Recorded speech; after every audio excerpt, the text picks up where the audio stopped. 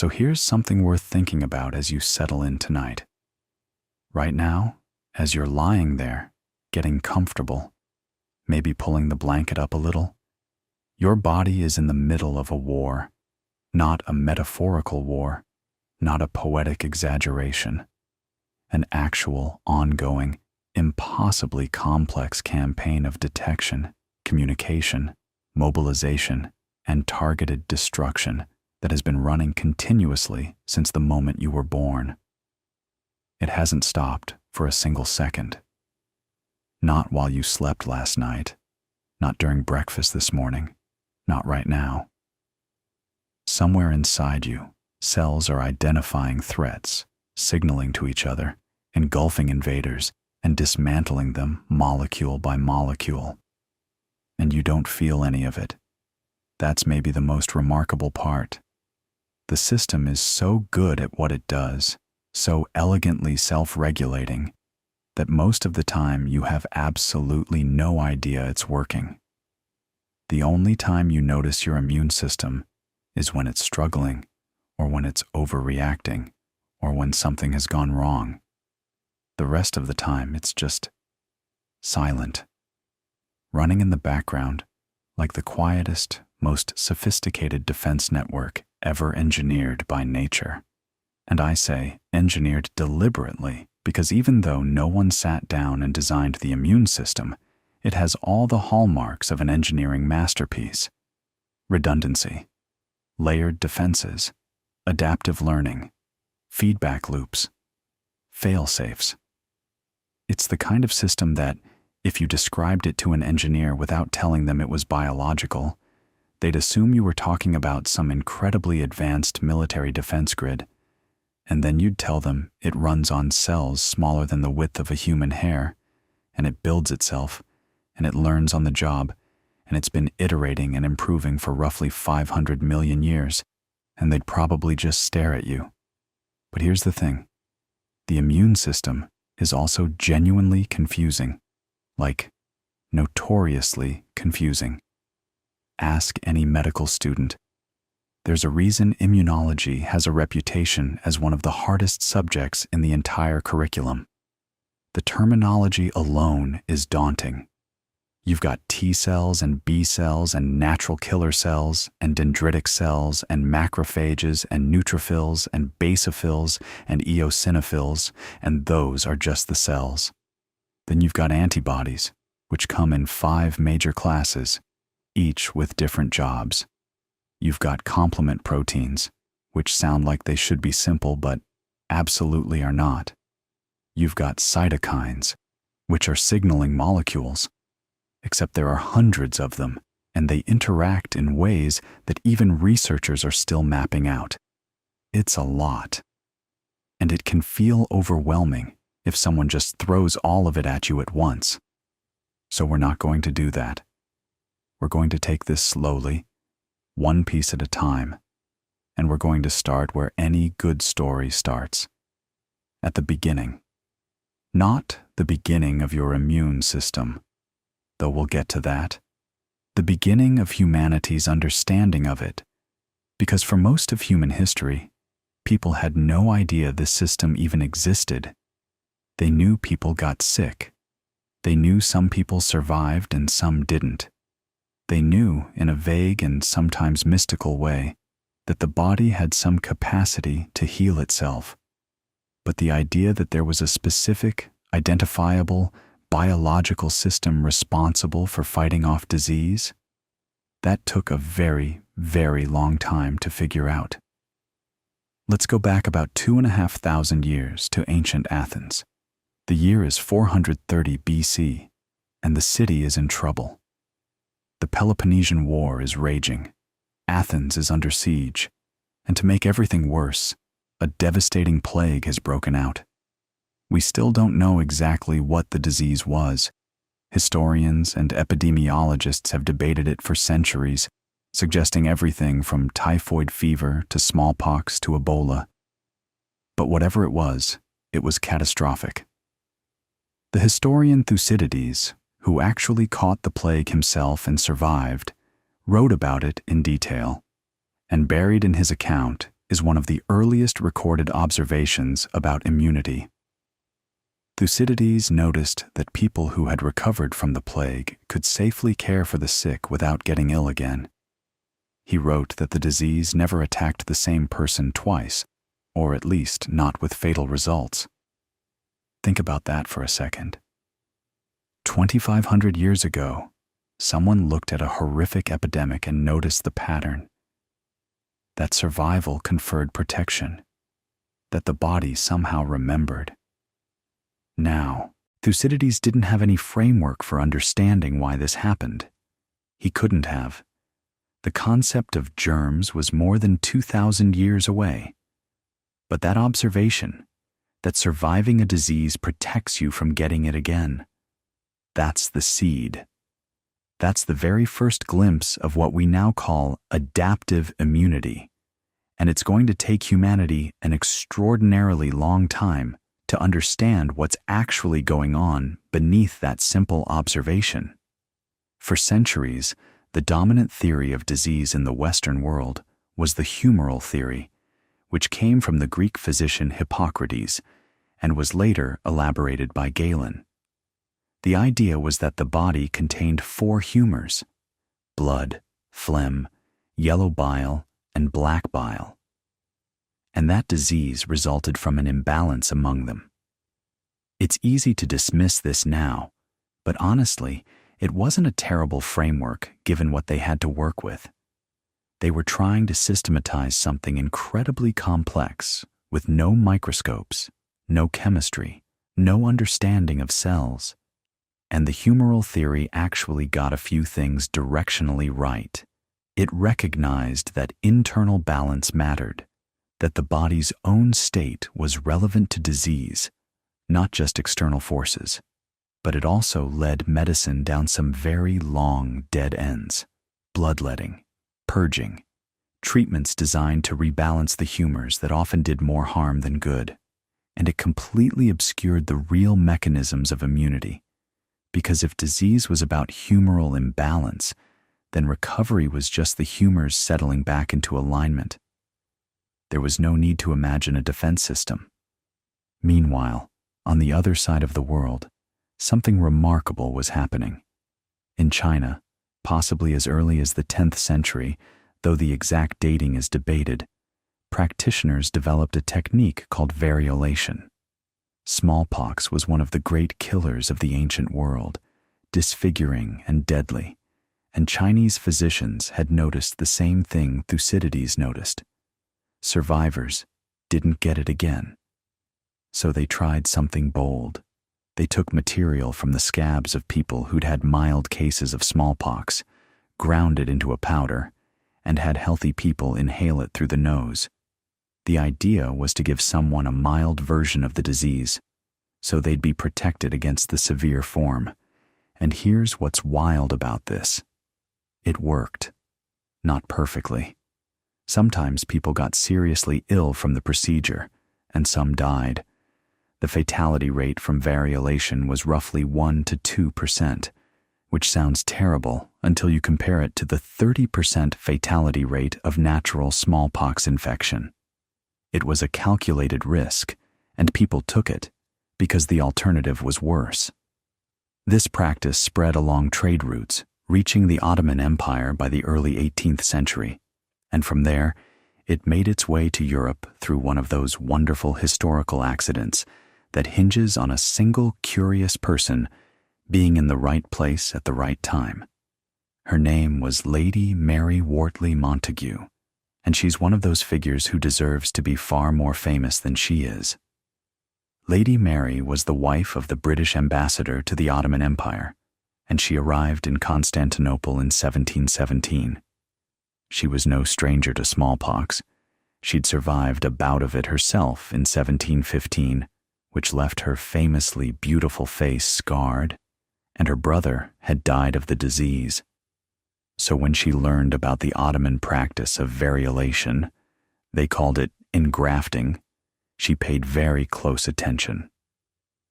She had her own son variolated in Constantinople in 1718, supervised by the embassy surgeon, Charles Maitland. And when she returned to England, she became a fierce advocate for the practice. Now, you might think the medical establishment would have been thrilled. Here was a demonstrably effective technique for preventing one of the deadliest diseases in the world. But this is where human drama enters the picture, because the reaction Lady Mary got was not enthusiasm. The medical establishment pushed back. Hard. Some of the opposition was scientific. Variolation was genuinely risky, and doctors were right to worry about that 1 to 2% fatality rate. But a lot of the opposition was social and political. Lady Mary was a woman, and she wasn't a physician, and she was advocating for a practice she'd learned from the Ottomans, and all three of those things worked against her in early 18th century England. There were also religious objections. Some clergy argued that deliberately infecting someone was interfering with God's will. It was messy, it was contentious, and it took years of advocacy, royal endorsements, and experimental trials on prisoners and orphans, which, yes, is as ethically fraught as it sounds, before variolation gained wider acceptance in England. But here's the thing that matters for our story. Variolation worked without anyone understanding why. Nobody knew what smallpox actually was. Nobody knew about viruses. That concept wouldn't exist for another century and a half. Nobody knew about antibodies or T cells or immune memory. They just knew that exposing someone to a small amount of the disease material somehow protected them from the full disease later. It was pure empirical observation, centuries of it, from China to Turkey to England, all pointing to the same mysterious truth. The body learns. It encounters something dangerous, and it remembers. And the next time that danger appears, it's ready. And that mystery. What exactly is happening inside the body when it learns to fight a disease? That's the question that's going to drive the next several centuries of discovery. It's going to lead to one of the most famous stories in all of medical history, involving a country doctor, a milkmaid, and a cow. And it's going to eventually crack open the door to understanding what your immune system actually is and how it actually works. But before we get to Edward Jenner and his famous experiment with cowpox, it's worth pausing on something that I think gets lost in the standard telling of this history. We tend to frame the story of immunity as a straight line.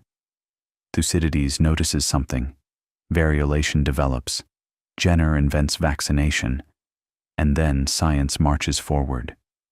But the reality is much messier and much more interesting. For most of this period, there were competing theories about what disease even was. Was it caused by bad air, miasma?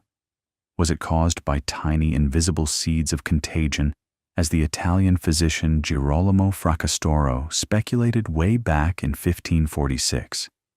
Was it a punishment from God? Was it an imbalance of the humors? All of these ideas coexisted, and people argued about them passionately, and the arguments weren't always resolved by evidence because the tools to gather the right evidence simply didn't exist yet.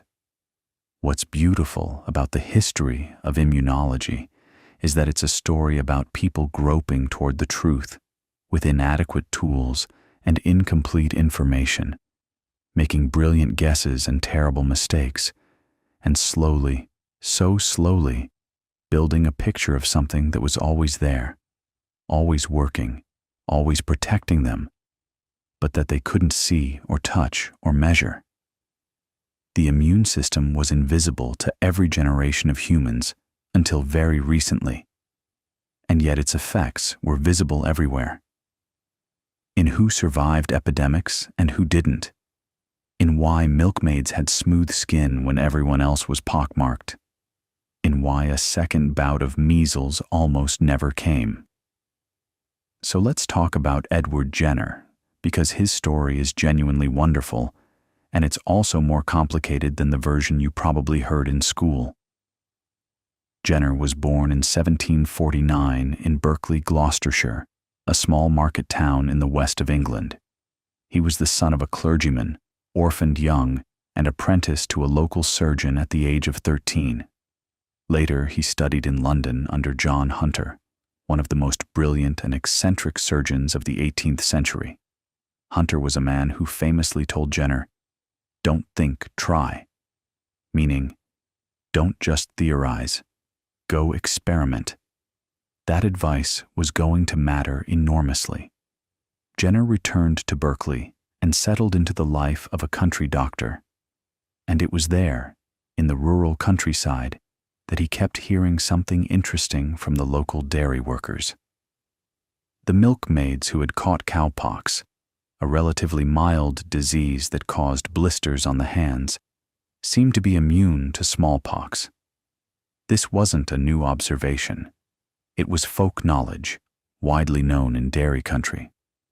But Jenner did something that most people hadn't bothered to do. He took it seriously as a scientific question.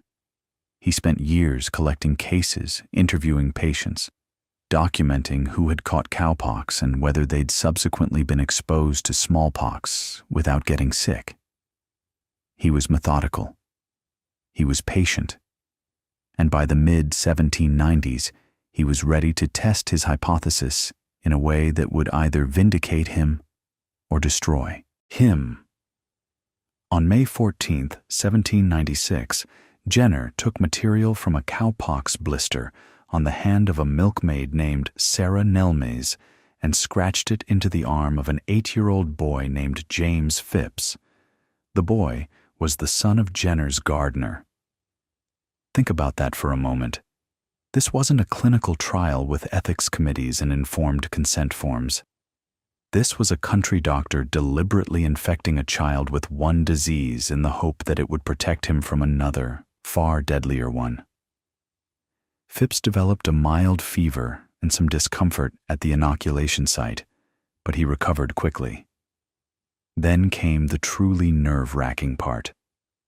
About 6 weeks later, Jenner inoculated the boy again, this time with actual smallpox material.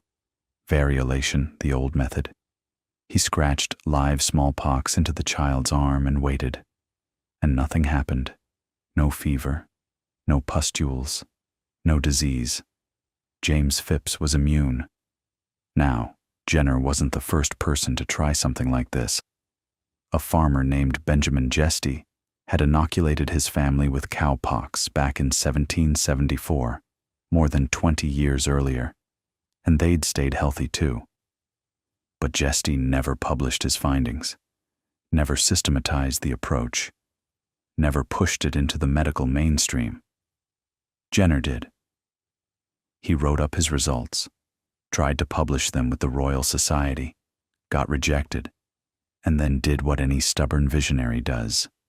He published the work himself in 1798, a slim book called An Inquiry into the Causes and Effects of the Variolae Vaccinae. That title is where we get the word vaccine, by the way. Variolae vaccinae, the smallpox of the cow. Vacca, Latin for cow.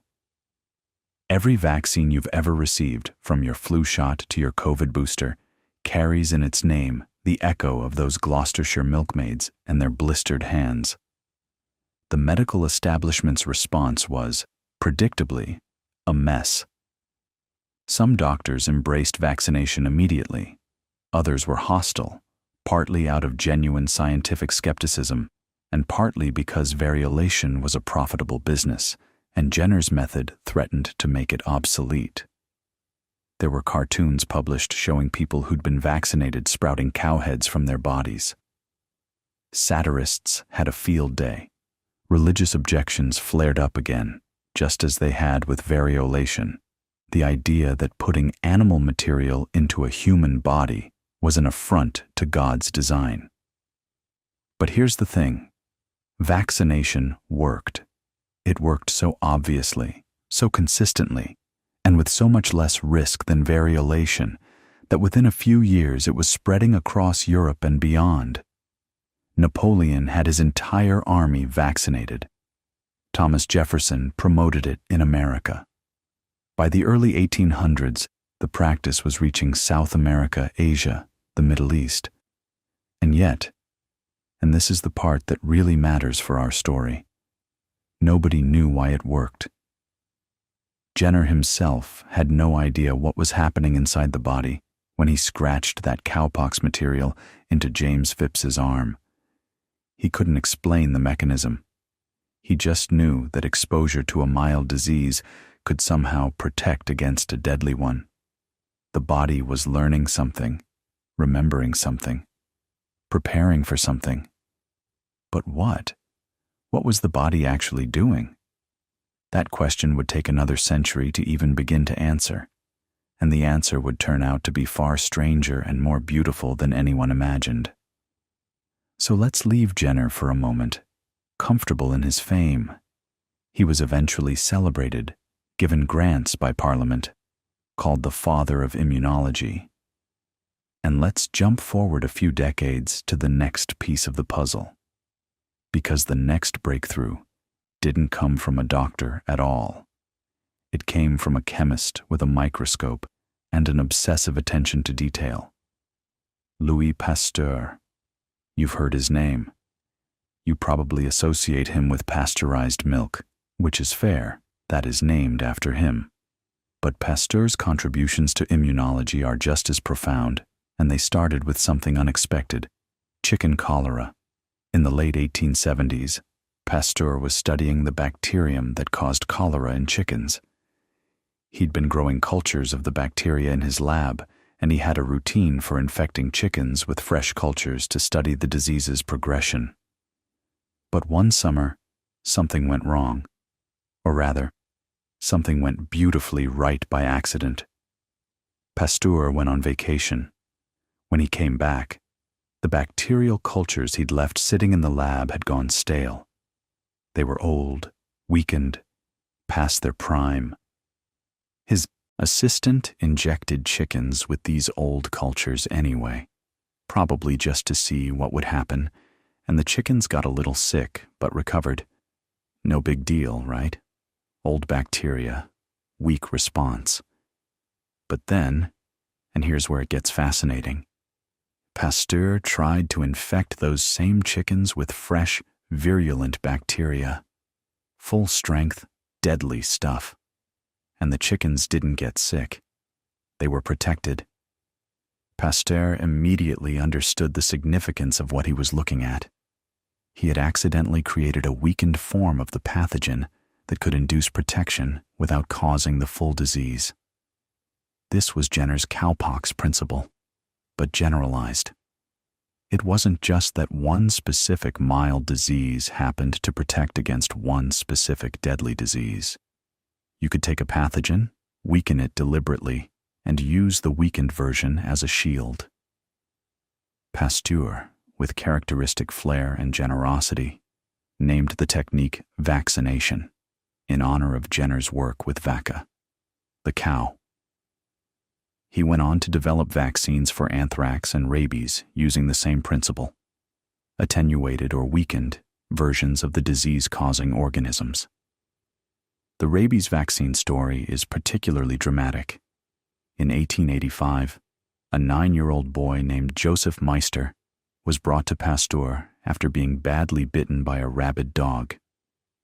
Rabies, once symptoms appeared, was essentially a death sentence, a horrible, agonizing death. Pasteur's rabies vaccine had only been tested on dogs. He wasn't a physician.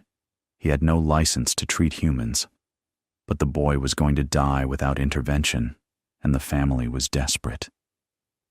Pasteur agonized over the decision, then went ahead with a series of injections over 11 days. Joseph Meister survived. He never developed rabies. It was a triumph that made Pasteur an international hero, and it cemented the idea that vaccination could be deliberately engineered, not just stumbled upon. But here's what's so interesting about this era. Pasteur proved that vaccination could be systematized. He proved that you could weaken pathogens and use them as medicine. but he still couldn't explain the underlying biology. He knew that something in the body responded to these weakened invaders and built up a defense. But the nature of that response was a complete black box.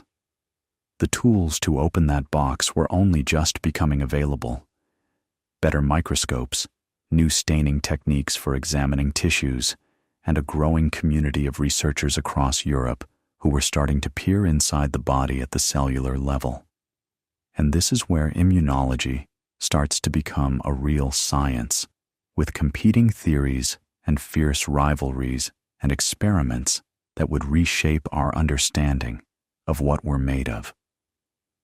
Because in the 1880s and 1890s, two camps emerged with radically different ideas about how the body fights infection, and the argument between them would last for decades.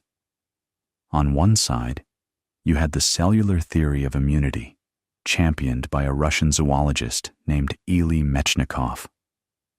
Mechnikov's story is one of my favorites in all of science. He was a melancholic, intense man who had attempted suicide more than once. He'd left Russia after political and personal turmoil and ended up working at a marine biology station in Messina, Sicily. And it was there, in 1882, while studying starfish larvae under a microscope, that he had one of the great eureka moments in the history of biology. He noticed that certain cells in the larvae seemed to be actively engulfing foreign particles, tiny thorns he'd introduced into the transparent tissue. The cells were eating the invaders. They were mobile, aggressive, purposeful. Mechnikov called them phagocytes, from the Greek words for eating and cell. And he proposed something radical, that the body's primary defense against infection wasn't some chemical in the blood, but living cells that physically hunted down and devoured pathogens. Think about what that means. Your body contains billions of cells whose entire job is to roam around, identify things that don't belong, and eat them alive. Right now, as you're lying here, there are cells patrolling your tissues like security guards, squeezing between other cells, checking surfaces, and when they find a bacterium or a damaged cell or a splinter of debris, they wrap themselves around it and digest it. Mechnikov saw this happening in real time under his microscope in a starfish larva in Sicily, and he realized he was looking at something fundamental about how all complex organisms defend themselves. On the other side of the debate, you had the humoral theory of immunity, not the old Greek humors of Hippocrates, but a new version. This camp, led primarily by German researchers like Emil von Behring and Paul Ehrlich, argued that the key to immunity wasn't cells, but substances dissolved in the blood, what we'd now call antibodies. Von Behring and his colleague Kitasato Shibasaburo made a stunning discovery in 1890. They showed that the blood serum of animals that had recovered from diphtheria or tetanus contained something, some invisible factor, that could neutralize the toxins produced by those bacteria. If you took serum from an immune animal and injected it into a sick one, the sick animal got better. The protective factor was in the liquid part of the blood, not in the cells. Von Behring called it antitoxin. This was the birth of what we now call serum therapy, and it worked so well against diphtheria, a terrifying childhood disease that was killing thousands every year, that von Behring won the very first Nobel Prize in physiology or medicine in 1901. So now you've got two camps, and they're both right, but neither of them knows that yet. Mechnikov is saying, it's the cells. The phagocytes are the heroes, and von Behring and Ehrlich are saying, no, it's the serum. There are protective substances in the blood. And the argument got heated, really heated. This wasn't polite academic disagreement. There were national rivalries involved. French and Russian researchers tended to favor the cellular theory, German researchers favored the humoral theory. Careers and reputations were on the line. Papers were published with barely concealed contempt for the other side. And standing in the middle of all of this, trying to bridge the gap, was Paul Ehrlich, who might be the most creative mind in the entire history of immunology. Ehrlich was a German physician and researcher with an extraordinary visual imagination. He thought in pictures. He drew constantly. His notebooks are full of diagrams and sketches of how he imagined molecules interacting with cells. And in 1897, he proposed something called the side chain theory, which was his attempt to explain how the body could possibly produce specific defenses against specific pathogens. His idea was that cells had chemical side chains on their surfaces, little molecular arms sticking out, and that toxins or pathogens would lock onto specific side chains, like a key fitting into a lock. When this happened, the cell would be stimulated to produce more of that particular side chain, flooding the bloodstream with them. These free-floating side chains were what we now call antibodies. Ehrlich's theory wasn't perfect. Some of the details were wrong. But the core insight, that the immune response involves specific recognition, that the body can identify a particular invader and mount a tailored response against it, was profoundly correct. And his lock and key metaphor is still one of the best ways to understand how antibodies work. Each antibody has a particular shape at its tip, and that shape fits one specific target the way a key fits one specific lock. Your body can produce millions, maybe billions, of different antibody shapes, each one capable of recognizing a different molecular pattern. The sheer diversity of it is staggering, and how the body generates that diversity is one of the great puzzles that wouldn't be solved until much later in the 20th century. But we're getting ahead of ourselves. What matters right now, in this moment at the turn of the 20th century, is that immunology has split into two warring factions, and the truth, as it so often does in science, lies in the combination of both. The immune system uses cells and soluble factors. It uses phagocytes that eat invaders and antibodies that tag them for destruction. The cellular and humoral arms of immunity work together, in concert, in ways that are breathtakingly coordinated. Metchnikoff and Ehrlich actually shared the Nobel Prize in 1908, a kind of official acknowledgement that both sides had been onto something real.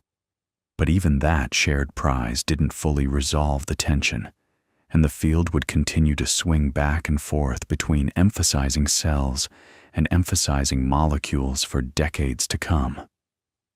What's remarkable, though, is how much had been accomplished by 1900 without anyone really understanding the full picture. Vaccines existed. Serum therapy was saving children from diphtheria. Phagocytes had been identified. Antibodies had been conceptualized. And yet the deeper questions: how does the body know what's foreign and what's self? How does it remember a pathogen it encountered years ago? How does it generate such incredible specificity? Those questions were still wide open. The 20th century was going to be the century of answers, and the answers were going to come from places nobody expected. From gruesome battlefield injuries in World War I, from gruesome experiments in transplantation, from the strange behavior of blood types, and from a quiet revolution happening in the study of genetics.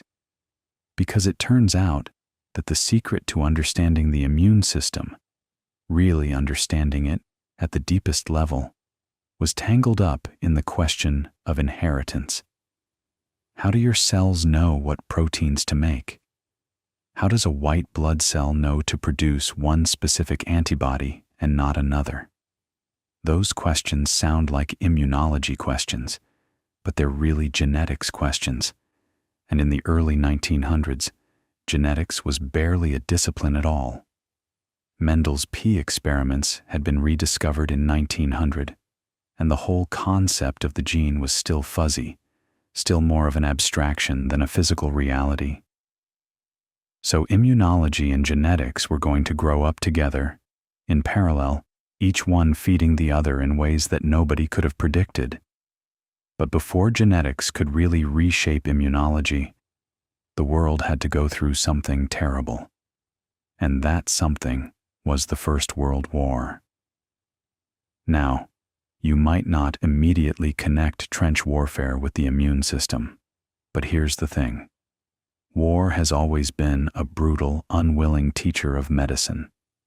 When you have millions of young men being wounded in unimaginably violent ways, you get a crash course in how the human body responds to trauma, infection, and foreign material.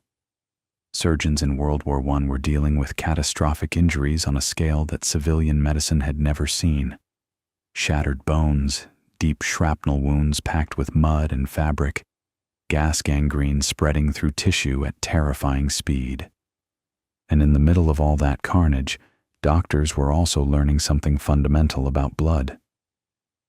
Blood transfusion had been attempted for centuries, going all the way back to the 1600s, when physicians tried transfusing animal blood into humans with predictably disastrous results. But in 1901, an Austrian physician named Karl Landsteiner had made a discovery that would eventually earn him the Nobel Prize. He figured out that human blood comes in different types. He noticed that when you mixed blood from different people, sometimes the red blood cells would clump together, agglutinate, to use the technical term, and sometimes they wouldn't. By carefully testing combinations, he identified 3 blood groups, which he called A, B, and C, that last one later renamed O. His colleagues identified a 4th group, AB, shortly after. And just like that, one of the oldest mysteries in medicine started to make sense. The reason blood transfusions sometimes killed people wasn't because transfusion itself was inherently dangerous. It was because the recipient's immune system was recognizing the donor's blood cells as foreign and attacking them. Think about what that means. Your immune system doesn't just fight bacteria and viruses. It fights anything it perceives as not you. And the difference between your blood and someone else's blood can come down to tiny sugar molecules sitting on the surface of red blood cells. Type A blood has one kind of sugar decoration. Type B has another. Type O has neither. And your immune system has already made antibodies against whichever sugar decorations your own cells don't carry. So if you're type A and you receive type B blood, your pre-existing anti-B antibodies immediately latch onto those foreign red blood cells and trigger a massive immune reaction. The cells clump, they rupture, they release their contents into your bloodstream, your kidneys can fail, and you can die.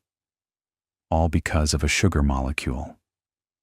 Landsteiner's discovery was monumental, but during peacetime, it was mostly a curiosity. It was the war that made it urgent. Soldiers were bleeding to death, and surgeons desperately needed to transfuse them safely. Suddenly, blood typing went from a laboratory observation to a battlefield necessity.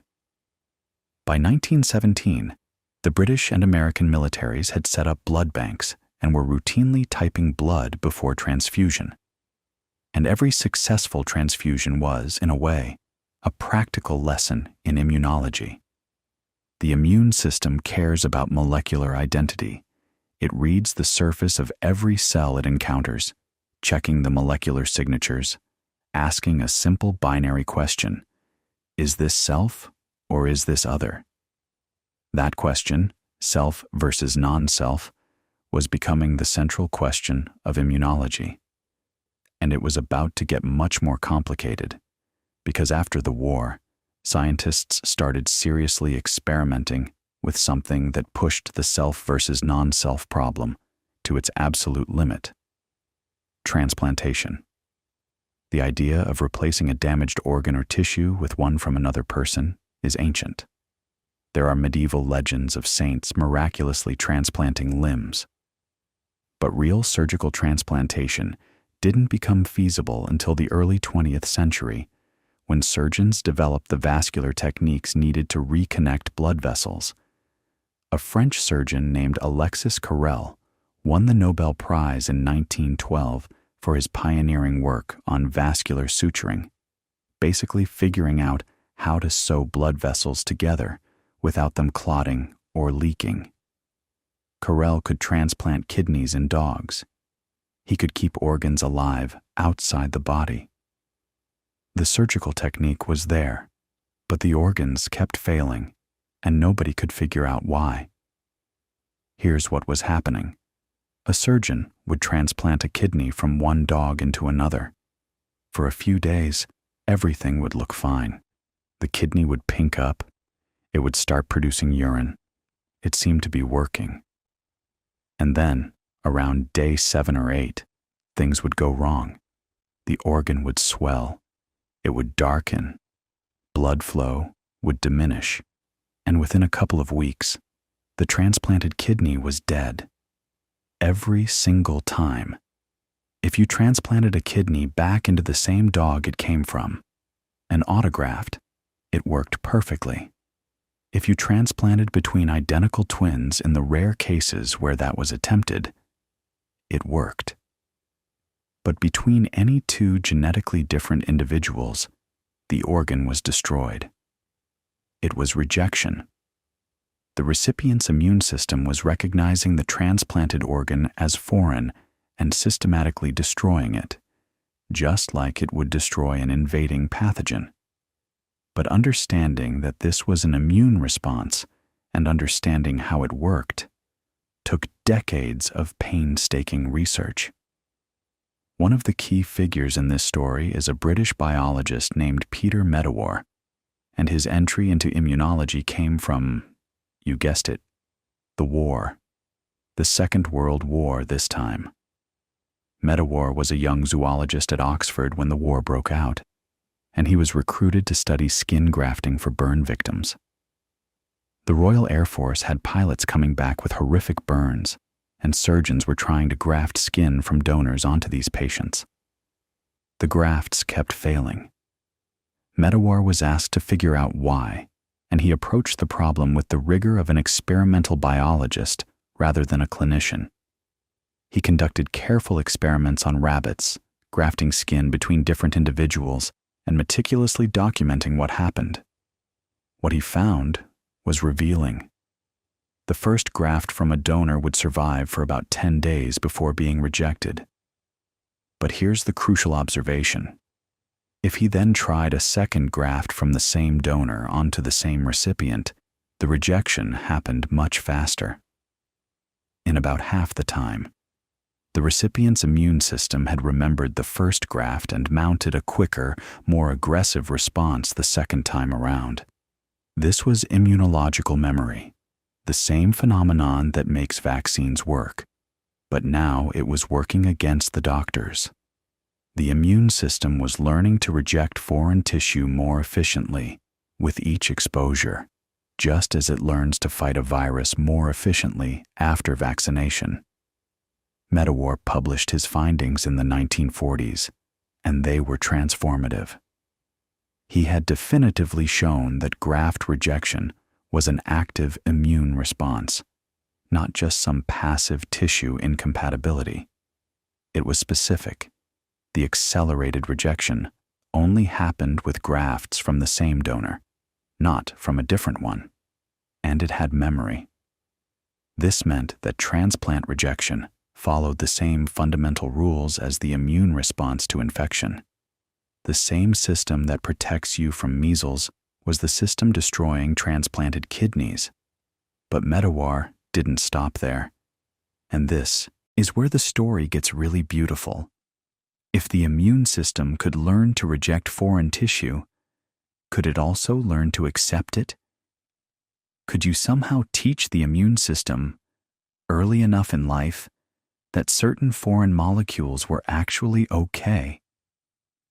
Medawar was inspired by a theoretical prediction made by an Australian immunologist named Frank McFarlane Burnett. Burnett had proposed that there must be a critical period during embryonic development when the immune system learns what is self. During this window, the immune system is essentially being educated. It's being shown all the body's own molecules and being told, these are friendly, don't attack these. Anything it encounters during this period gets filed under self. Anything it encounters later gets treated as foreign. It was a bold prediction, and Medawar set out to test it.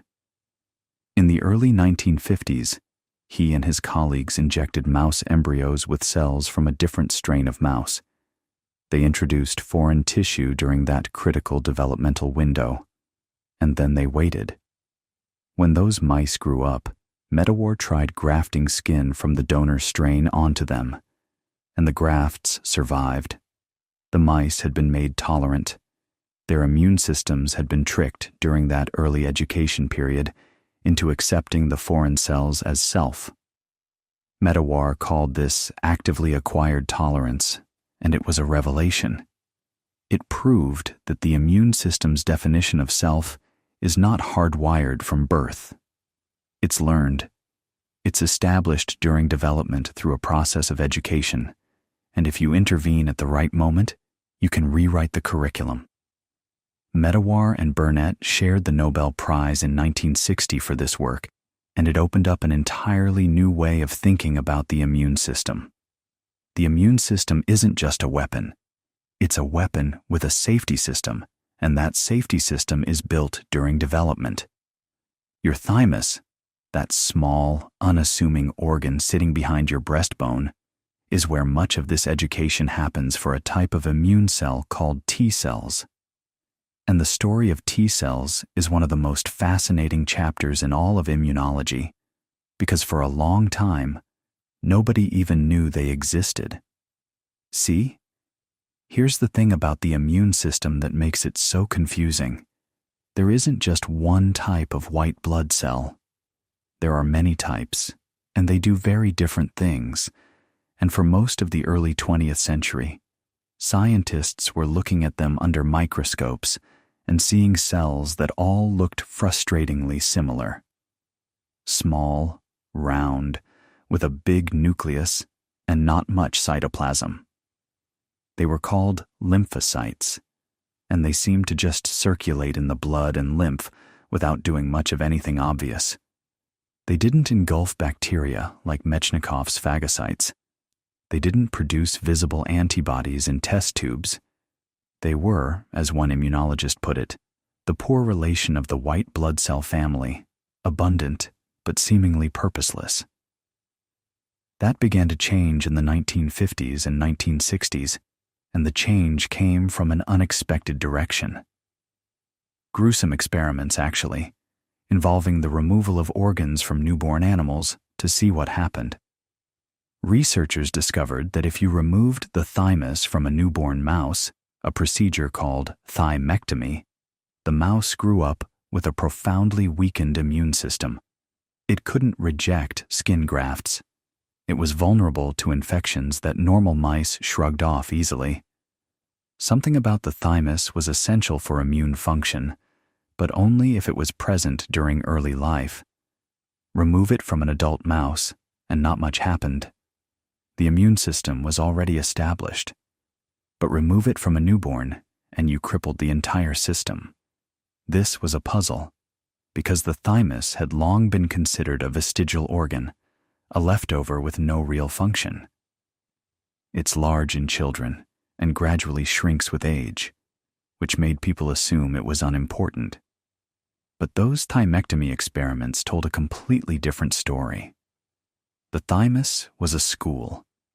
It was where a specific population of lymphocytes went to be educated, to learn the difference between self and non-self, to be tested and selected. The lymphocytes that graduated from the thymus became known as T cells, T for thymus, and they turned out to be the master coordinators of the entire adaptive immune system. Meanwhile, another population of lymphocytes was being traced to a different origin. In birds, these cells matured in an organ called the bursa of Fabricius, a little pouch near the cloaca that's unique to birds. These became known as B cells, B for bursa. In mammals, B cells mature in the bone marrow, which conveniently also starts with B, so the name stuck, and B cells turned out to be the antibody factories. Each B cell produces one specific antibody, and when it encounters the matching antigen, it proliferates wildly, churning out millions of copies of that antibody. So, the old Humoral camp had been studying B cell products all along, and the cellular camp had been glimpsing the work of T cells and phagocytes without fully understanding the division of labor. But here's where it gets really interesting, and this is something that confused immunologists for years. T cells and B cells don't work independently. They talk to each other. They cooperate in ways that are surprisingly intricate and honestly, kind of beautiful once you see how the whole thing fits together. Think of it this way. A B cell might encounter a pathogen, might even bind to it with its surface antibody, but in many cases, that B cell won't fully activate, won't start mass-producing antibodies, unless a T cell gives it permission. Specifically, a helper T cell. And that helper T cell won't give permission unless it has itself been activated by yet another cell, an antigen-presenting cell, which has already chewed up pieces of the pathogen and displayed them on its surface like a little flag. So there's this whole chain of verification happening. It's like a system of checks and countersigns. No single cell just goes off on its own and launches a full immune response. There are handshakes at every step. And the way those handshakes work, this is where the molecular details start to get genuinely fascinating. When a helper T cell meets a B cell, they don't just bump into each other randomly and exchange a secret code. It's more structured than that. The B cell has already captured an antigen using its surface antibody, pulled it inside, broken it into fragments, and loaded those fragments onto a special molecule on its surface called MHC class II, Major Histocompatibility Complex. That's a mouthful, and we'll come back to it because the story of MHC is one of the wildest detective stories in all of biology. But for now, just know that MHC molecules are like display shelves. They hold up little pieces of whatever the cell has encountered, showing them to passing T cells. The helper T cell comes along, and its receptor, the T cell receptor, checks the fragment sitting in that MHC groove. If it matches, if the T cell receptor recognizes that specific fragment, then the T cell activates. It starts releasing signaling molecules called cytokines, which are basically chemical messages, little molecular shouts that say, "This is real. This is a genuine threat. Let's go." Those cytokines tell the B cell to start dividing, to differentiate into plasma cells, which are essentially antibody factories running at full tilt, and to produce memory cells that will stick around for years, sometimes decades, ready to respond faster next time. Now here's the thing that makes this system so clever and also so confusing. There isn't just one kind of T cell. There are helper T cells, which we just talked about, and then there are cytotoxic T cells, killer T cells, which do something completely different. Killer T cells don't help B cells make antibodies. They destroy your own cells. Specifically, they destroy your cells that have been infected by a virus or that have become cancerous. And the way they identify those compromised cells uses a different version of the same MHC system. Killer T cells look at MHC class I molecules, which are found on virtually every nucleated cell in your body. Every cell with a nucleus is constantly taking samples of the proteins it's making, chopping them into small fragments, and loading them onto MHC, class 1 molecules on its surface. It's like every cell in your body is perpetually holding up a sign that says, "Here's what I'm making right now." If a cell is healthy, those fragments are all normal self-proteins, and the killer T cells glance at them and move on. But if a virus has hijacked the cell and is forcing it to manufacture viral proteins, some of those viral fragments end up on the MHC class 1 display. A killer T cell whose receptor matches that viral fragment will recognize it, dock with the infected cell, and trigger it to self-destruct. Apoptosis, programmed cell death. The cell dies in an orderly way, its contents neatly packaged for cleanup, minimizing collateral damage. So you've got this elegant division of labor. MHC class 1 is the system that lets killer T cells monitor what's happening inside your cells.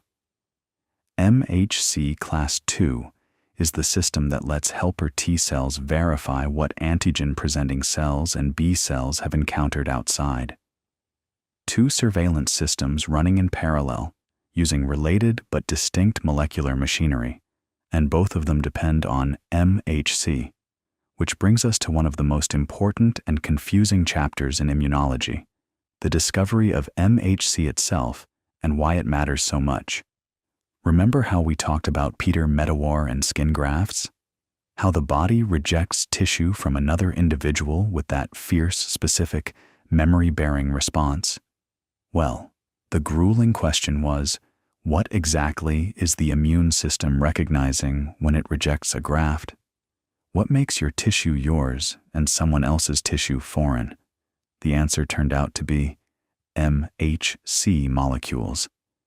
And the road to that answer was long and winding, and it started, of all places, with tumor transplantation experiments in mice. Back in the 1930s and 1940s, a geneticist named George Snell at the Jackson Laboratory in Bar Harbor, Maine, spent years, truly years, we're talking decades of painstaking work, breeding mice to be genetically identical at specific chromosomal regions. He was trying to identify the genes responsible for graft rejection. The approach was almost absurdly labor-intensive. He would cross different mouse strains, backcross them, select for specific traits, breed again, generation after generation, creating what are called congenic strains, mice that are genetically identical except for one small region of one chromosome. And then he'd transplant tumors or skin grafts between these strains and see which ones were accepted and which were rejected. By the 1940s and 1950s, he had narrowed it down. There was a specific region on mouse chromosome 17 that controlled whether a graft was accepted or rejected. He called the genes in this region H2 for histocompatibility 2, histo meaning tissue, compatibility meaning, well, compatibility. These were the genes that determined tissue compatibility. Now, around the same time, a French immunologist named Jean Doucet was working on a seemingly different problem: blood transfusion reactions. He noticed that patients who had received multiple transfusions sometimes developed antibodies against white blood cells from their donors. By the late 1950s, Doucet had identified a specific antigen on human white blood cells that varied between individuals. He called it MAC, and it was the first identified human leukocyte antigen, what we now call HLA. And here's where the threads converge, because HLA in humans turned out to be the exact equivalent of H2 in mice.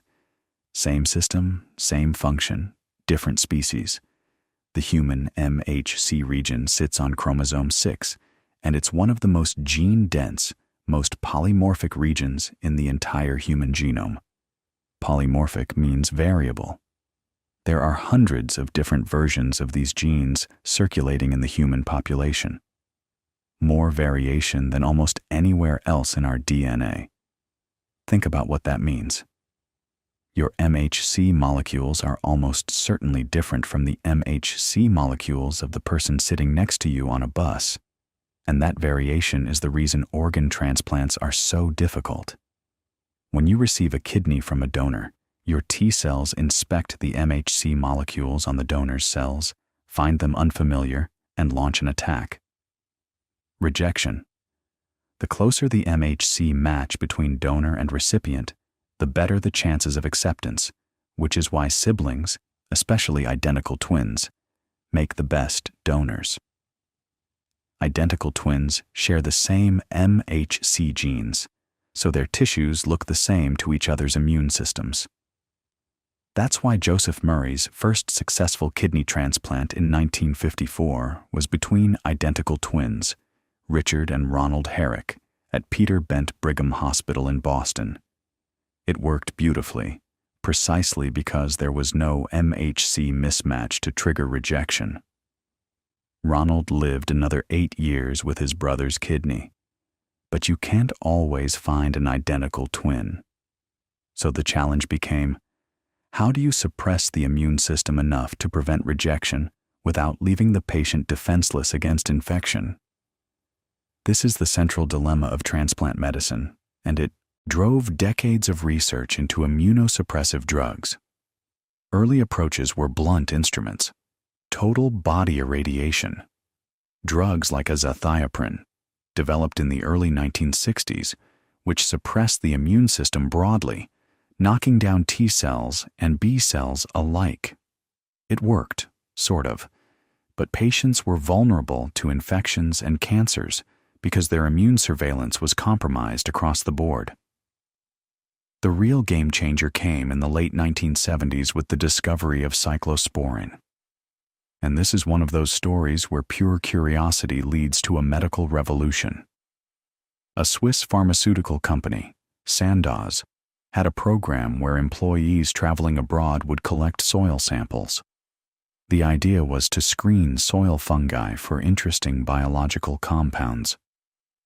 In 1969, a sample from a high plateau in Norway, the Hardanger Vidda, yielded a fungus called Tolypocladium inflatum, which produced a compound that turned out to have a remarkable property.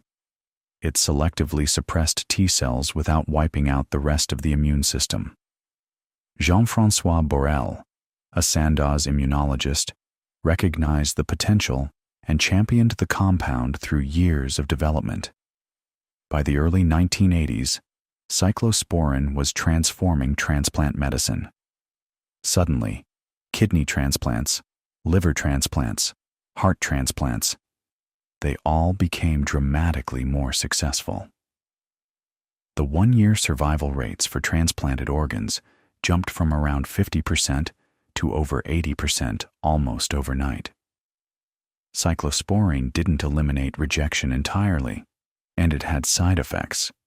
Kidney toxicity, ironically, was one of them, but it was precise enough to keep T cells in check while leaving enough immune function intact to fight infections. And the reason cyclosporine could be so selective is directly related to those signaling pathways we were talking about earlier.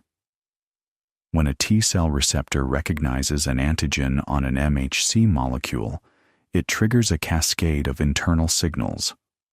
One of the key steps in that cascade involves an enzyme called calcineurin. Calcineurin activates a transcription factor that enters the nucleus and turns on genes for interleukin-2, which is the cytokine that tells T cells to proliferate. Cyclosporine blocks calcineurin. It interrupts that one specific step. So the T cell recognizes the foreign tissue, starts to activate, but the signal gets jammed partway through. The T cell never gets the full green light to multiply and attack. It's like cutting one wire in an alarm system. The sensor still trips, but the siren never sounds. Snell, Dassé, and a third researcher named Baruj Benacerraf shared the Nobel Prize in 1980 for their work on MHC. Benacerraf's contribution was showing that MHC genes don't just control transplant rejection, They also determine how well an individual can mount an immune response to specific antigens. He called them immune response genes. Some MHC variants are better at presenting certain pathogen fragments than others, which means your particular set of MHC genes partly determines which diseases you're more or less susceptible to. This is why certain HLA types are associated with higher risk for specific autoimmune diseases, or why some people seem to handle certain infections better than others. Your MHC is like a hand of cards you're dealt at birth, and it shapes your immunological destiny in ways that are still being mapped out today. But let's step back for a moment and appreciate the sheer scale of what the adaptive immune system has to accomplish. Your body needs to be ready to recognize essentially any foreign molecule it might ever encounter, any virus, any bacterium, any parasite, any toxin, any weird synthetic chemical that hasn't even been invented yet. The number of possible foreign shapes is, for practical purposes, infinite. And yet, you're born with a finite number of genes. So how does a finite genome generate an essentially infinite diversity of antibodies and T-cell receptors? This was one of the great mysteries of 20th century biology, and the person who cracked it was Susumu Tonegawa, a Japanese molecular biologist working at the Basel Institute for Immunology in Switzerland. In the mid-1970s, Tonegawa did something that nobody expected. He showed that antibody genes are not fixed in the genome the way other genes are. Instead, they're assembled from interchangeable segments, like building a sentence by randomly choosing one word from column A, one from column B, and one from column C. In the DNA of an embryonic cell, the gene segments that will eventually encode an antibody are scattered across a large stretch of chromosome, separated by spacer DNA. But as a B cell matures, the cell's own machinery physically cuts and rearranges its DNA, joining one V segment to one D segment to one J segment, deleting everything in between, and creating a unique combination. This process is called VDJ recombination, and it's happening in every developing B cell and T cell independently. Each cell rolls the dice and assembles its own unique receptor gene. The number of possible combinations is enormous, millions, just from the combinatorial math. And then additional diversity is introduced by imprecise joining at the cut sites, random nucleotide additions, and in B cells, a further process called somatic hypermutation that fine-tunes antibodies after activation. Tonegawa won the Nobel Prize in 1987 for this discovery, and it was one of those findings that just rearranged how biologists thought about genes. The idea that a cell would deliberately cut up and rearrange its own DNA, that was almost heretical. Every other cell in your body carefully preserves its DNA sequence. But immune cells? They take scissors to their own genome as a feature, not a bug. And the result is that your body generates somewhere on the order of 1 billion different antibody specificities and a comparable diversity of T-cell receptors. 1 billion different locks, each one slightly different, so that no matter what key a pathogen presents, somewhere in your body, there's a lymphocyte whose receptor fits it. Maybe not perfectly at first, but well enough to start the process. And this brings up a problem that's almost philosophical. If your immune system randomly generates receptors, some of those receptors are inevitably going to match your own tissues. They're going to be self-reactive. So, how do you prevent your immune system from attacking you? We touched on this earlier with the thymus. That's where T cells go to school, where they're tested against self-antigens, and the ones that react too strongly are eliminated.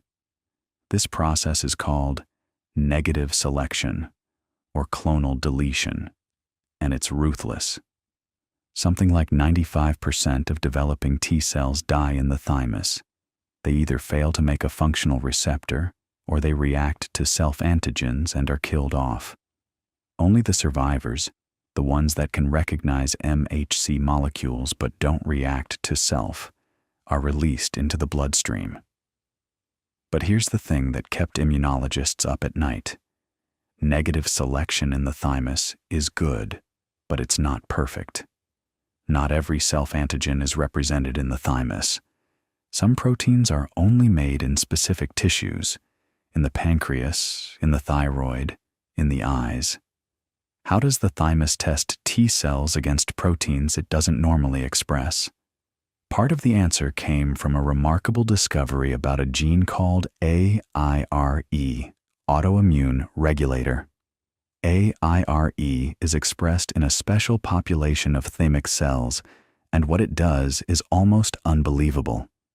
It turns on genes that would normally only be active in distant, specialized tissues. It forces thymic cells to produce small amounts of insulin, thyroid proteins, retinal proteins, a whole catalog of tissue-specific molecules, just so that developing T cells can be tested against them. It's like the thymus runs a miniature exhibition of the entire body's molecular inventory, just for quality control purposes. When AIRE is mutated, when it doesn't work properly, the result is devastating autoimmune disease affecting multiple organs.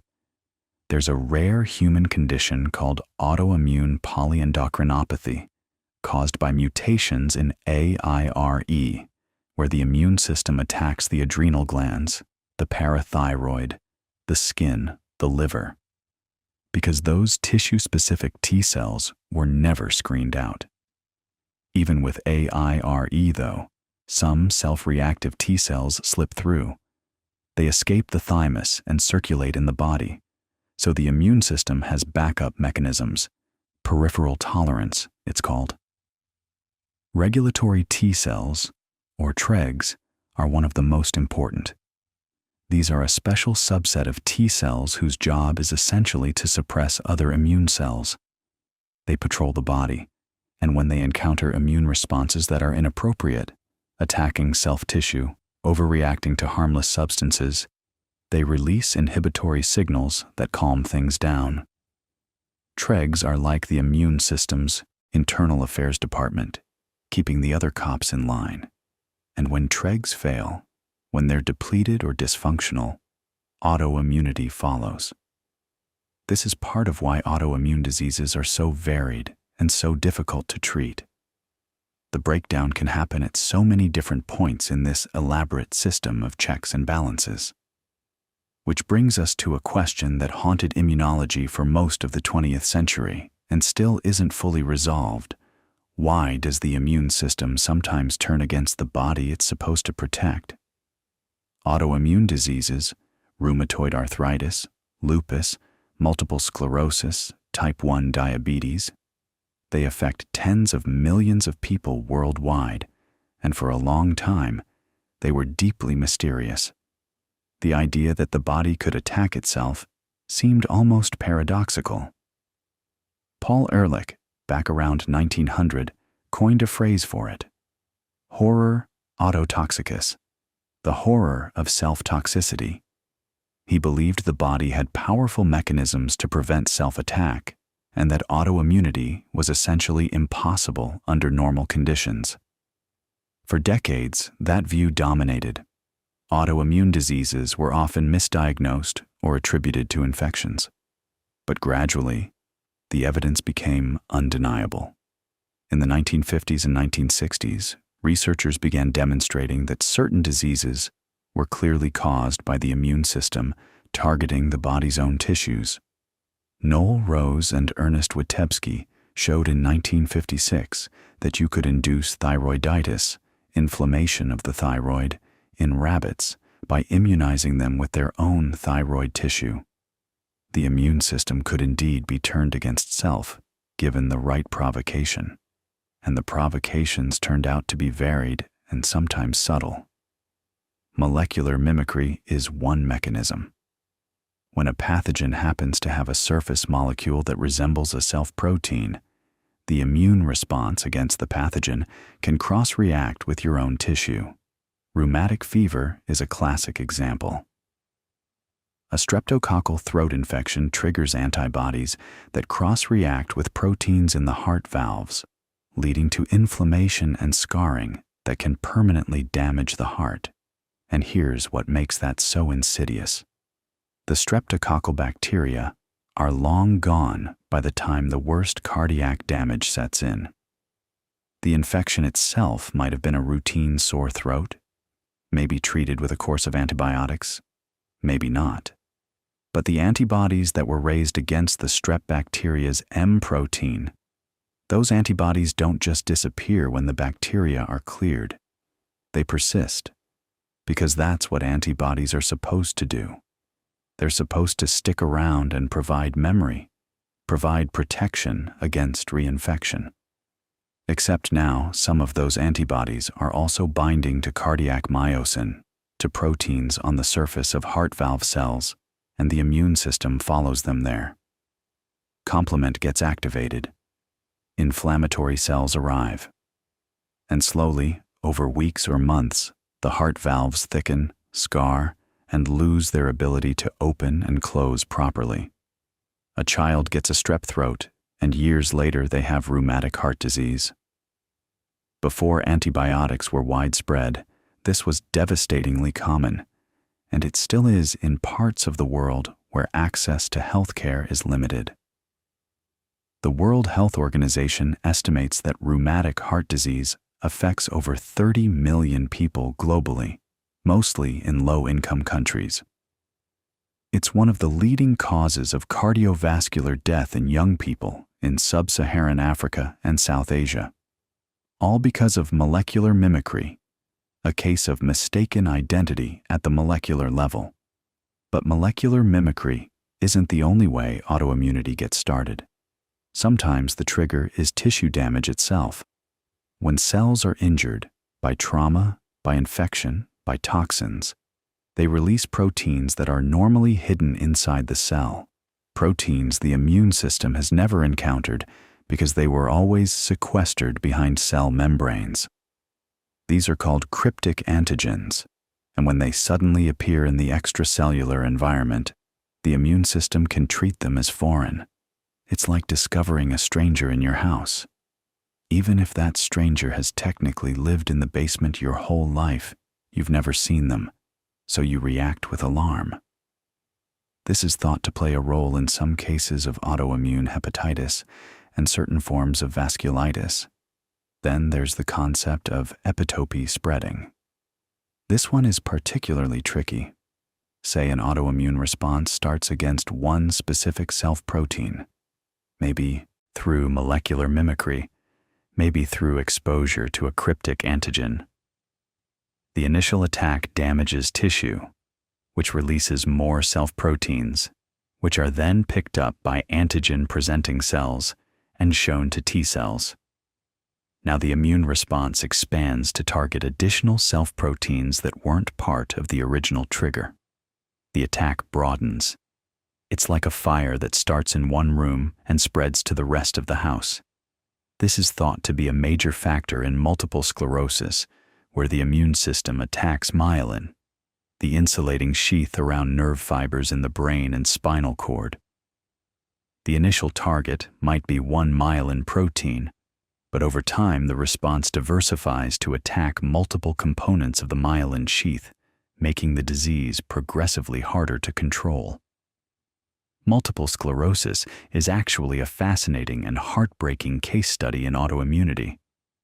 It was first clearly described by Jean-Martin Charcot in 1868 at the Salpêtrière Hospital in Paris. Charcot was one of the great clinical neurologists. He's sometimes called the father of modern neurology. And he identified the disease by correlating clinical symptoms with autopsy findings. He noticed plaques of hardened, scarred tissue scattered through the brains and spinal cords of patients who had experienced episodes of weakness, numbness, vision problems, and difficulty walking. The scleroses, the scars, were multiple, hence the name. But Charcot didn't know what caused them. For nearly a century, multiple sclerosis was a mystery. Was it infectious, degenerative, vascular? It wasn't until the mid-20th century that researchers began to suspect an autoimmune mechanism, and even then, the evidence accumulated slowly. The key insight came from studies of a condition called experimental autoimmune encephalomyelitis, EAE, which could be induced in laboratory animals by injecting them with myelin proteins mixed with an immune-boosting adjuvant.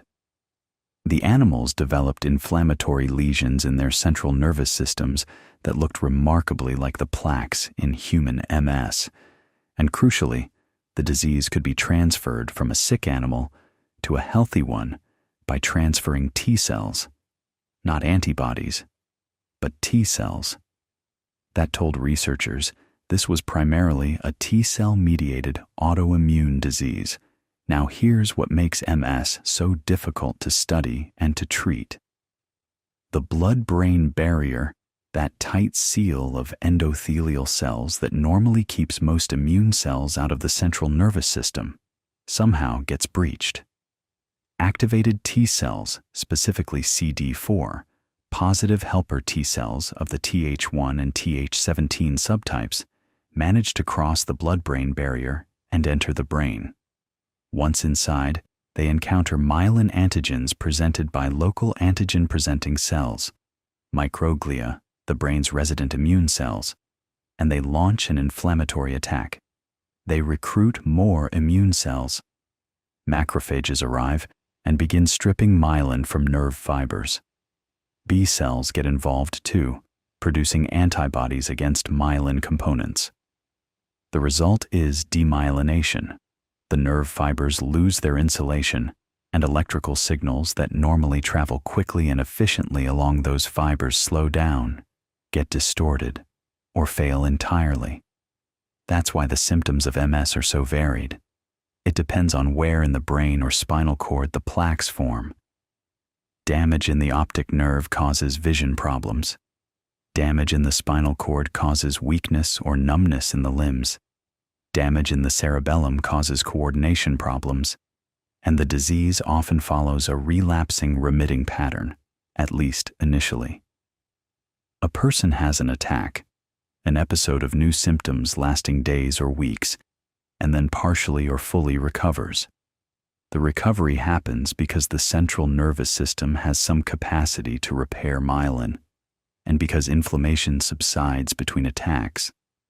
But over time, for many patients, the repair mechanisms can't keep up with the damage, and the disease transitions to a progressive phase where disability accumulates steadily. It's a slow erosion, and watching it happen to someone is genuinely difficult. The treatment landscape for MS has been transformed over the past few decades, though, and this is where immunology really starts to pay practical dividends. The first major breakthrough was interferon beta, approved in 1993. Interferons are cytokines, signaling molecules that modulate immune responses, and interferon beta was shown to reduce the frequency of relapses in MS.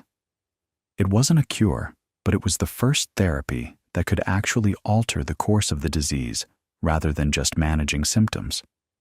Since then, a whole arsenal of immunomodulatory and immunosuppressive drugs has been developed.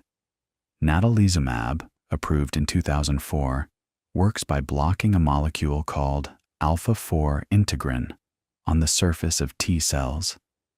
This molecule is what allows T cells to stick to the blood-brain barrier and cross into the brain. Block it, and you dramatically reduce the number of immune cells getting into the central nervous system. It's remarkably effective, but it comes with a serious risk. Some patients develop progressive multifocal leukoencephalopathy, or PML, a devastating brain infection caused by the JC virus. The JC virus is actually very common. Most people carry it harmlessly, but it's normally kept in check by immune surveillance in the brain. Block immune cells from entering the brain, and you remove that surveillance, and in rare cases, the virus reactivates with catastrophic consequences. It's a perfect illustration of the fundamental tension in treating autoimmune disease. You need to suppress the immune response enough to stop it from damaging the body, but not so much that you leave the body defenseless against real threats. This tension runs through the entire history of autoimmune treatment. Cyclosporin, which we talked about earlier in the context of organ transplantation, was tried in various autoimmune conditions too. It works. It suppresses T cells. But the side effects of long-term broad immunosuppression are significant. Infections, kidney damage, increased cancer risk. What researchers really wanted were targeted therapies, drugs that could selectively shut down the specific immune cells or pathways causing the autoimmune attack while leaving the rest of the immune system intact. And that quest has driven some of the most sophisticated biomedical engineering of the past 30 years. Monoclonal antibodies are a huge part of this story.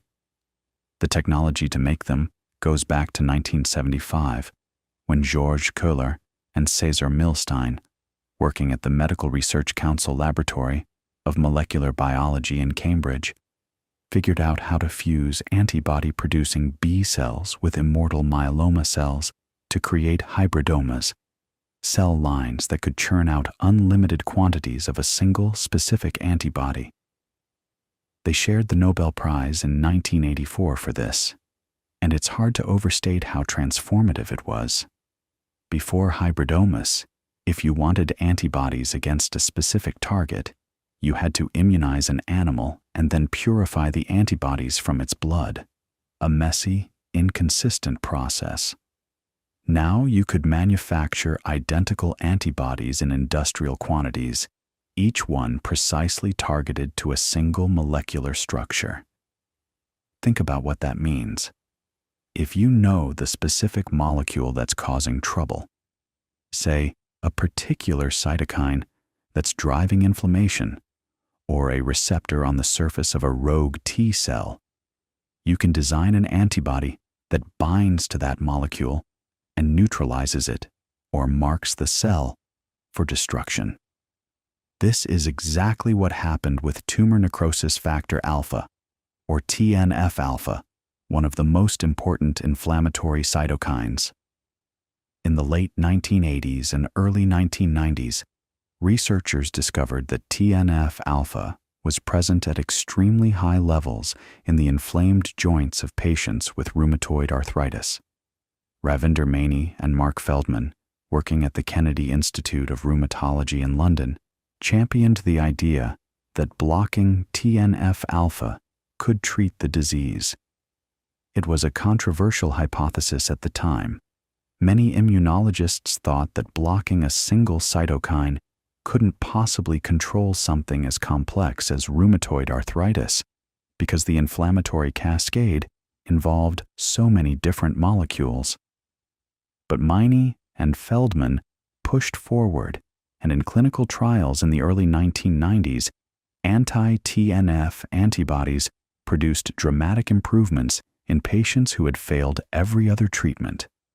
Joints that had been swollen and painful for years became functional again.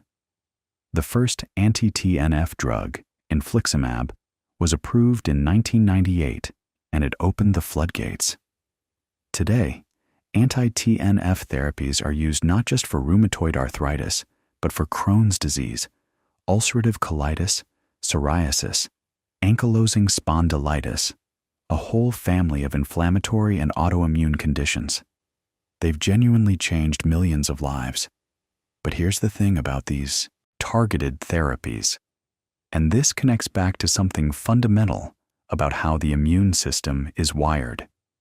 Every one of these drugs works by interfering with a specific part of the immune system, and every one of them carries risks because the molecules they target aren't just involved in autoimmune disease. TNF alpha, for instance, is crucial for fighting infections, particularly tuberculosis. Block it, and you increase the risk of reactivating latent TB, Deplete B cells with a drug like rituximab, which targets the CD20 molecule on B cell surfaces, and you reduce antibody production, which can leave patients vulnerable to infections.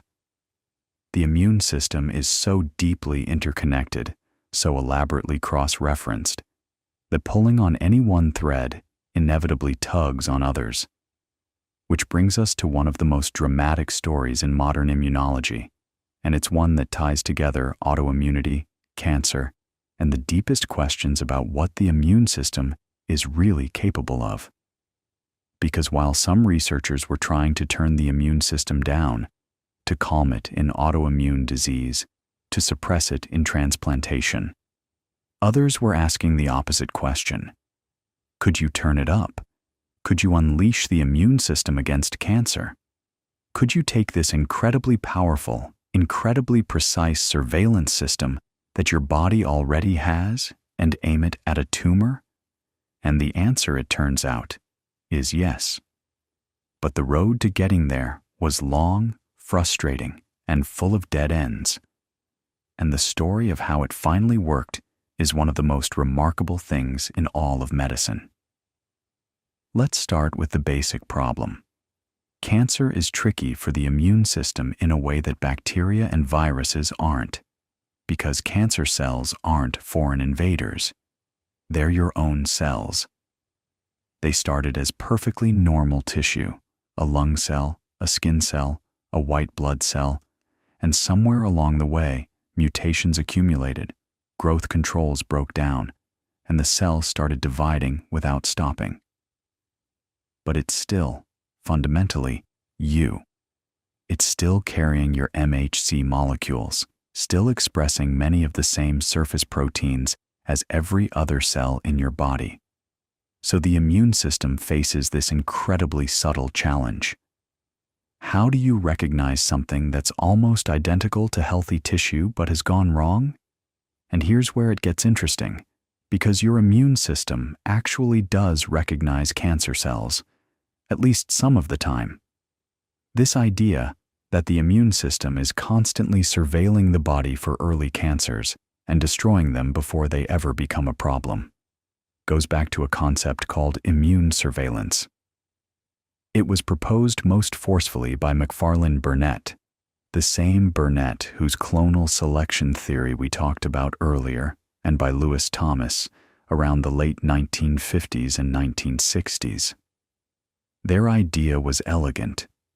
T cells are constantly patrolling the body, checking cells, and when they encounter one that's displaying abnormal proteins on its surface, proteins created by mutations, they kill it. Most cancers, in this view, are caught and eliminated before you ever know they existed. The tumors that do grow into clinical disease are the ones that somehow escaped. For a while, this idea fell out of favor. Some experiments in the 1970s and 80s seemed to undermine it. Mice bred without functioning. Immune systems didn't always develop dramatically more cancers than normal mice, which you'd expect if immune surveillance were really that important. But then the evidence started swinging back. People on long-term immunosuppression, organ transplant recipients, for instance, taking cyclosporin or similar drugs, turned out to have significantly higher rates of certain cancers, particularly skin cancers and lymphomas. That was a powerful clue. And by the late 1990s and 2000s, researchers had refined the concept into something called immunoediting, proposed by Robert Schreiber and colleagues. The idea is that the relationship between the immune system and cancer goes through 3 phases. First, elimination. The immune system detects and destroys most abnormal cells. Then, equilibrium. Some cancer cells survive but are held in check, not growing, not dying, just existing in a kind of standoff with immune cells. And finally, escape. The cancer cells that remain have been shaped by immune pressure. They've evolved, through natural selection happening right inside your body, to evade detection. They've lost the surface markers that T cells were recognizing, or they've found ways to suppress the immune response around them. The tumor that finally grows is the one that won the evolutionary arms race against your own defenses. Think about what that means. By the time a cancer is diagnosed, it has already beaten your immune system. It's already figured out how to hide or how to fight back. So the challenge for cancer immunotherapy isn't just turning the immune system on. It's overcoming the specific tricks that the tumor has developed to keep the immune system off. And this is where we get to one of the most important discoveries in modern cancer biology, and it centers on a molecule with a very unassuming name: CTLA4. The story starts with James Allison, a Texan immunologist who grew up in a small town south of Austin.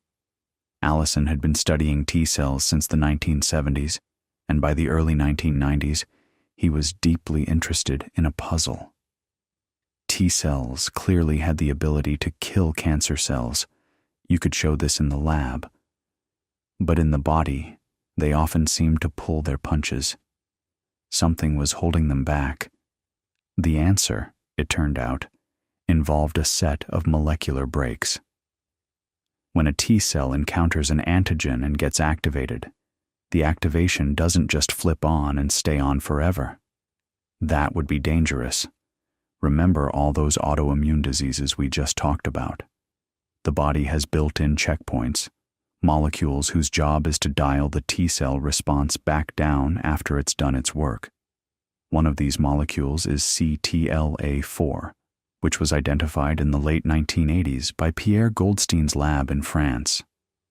CTLA4 sits on the surface of T cells and competes with a stimulatory molecule called CD28 for binding to the same partners on antigen-presenting cells.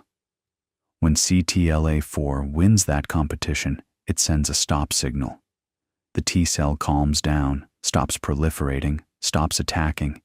It's a safety mechanism, a way to prevent the immune response from going too far. Now here's what Allison realized. If CTLA4 is a brake on T cells, and if cancer is partly a failure of T cells to attack tumors aggressively enough, then what happens if you block the brake? What if you take that safety mechanism offline and let the T cells run?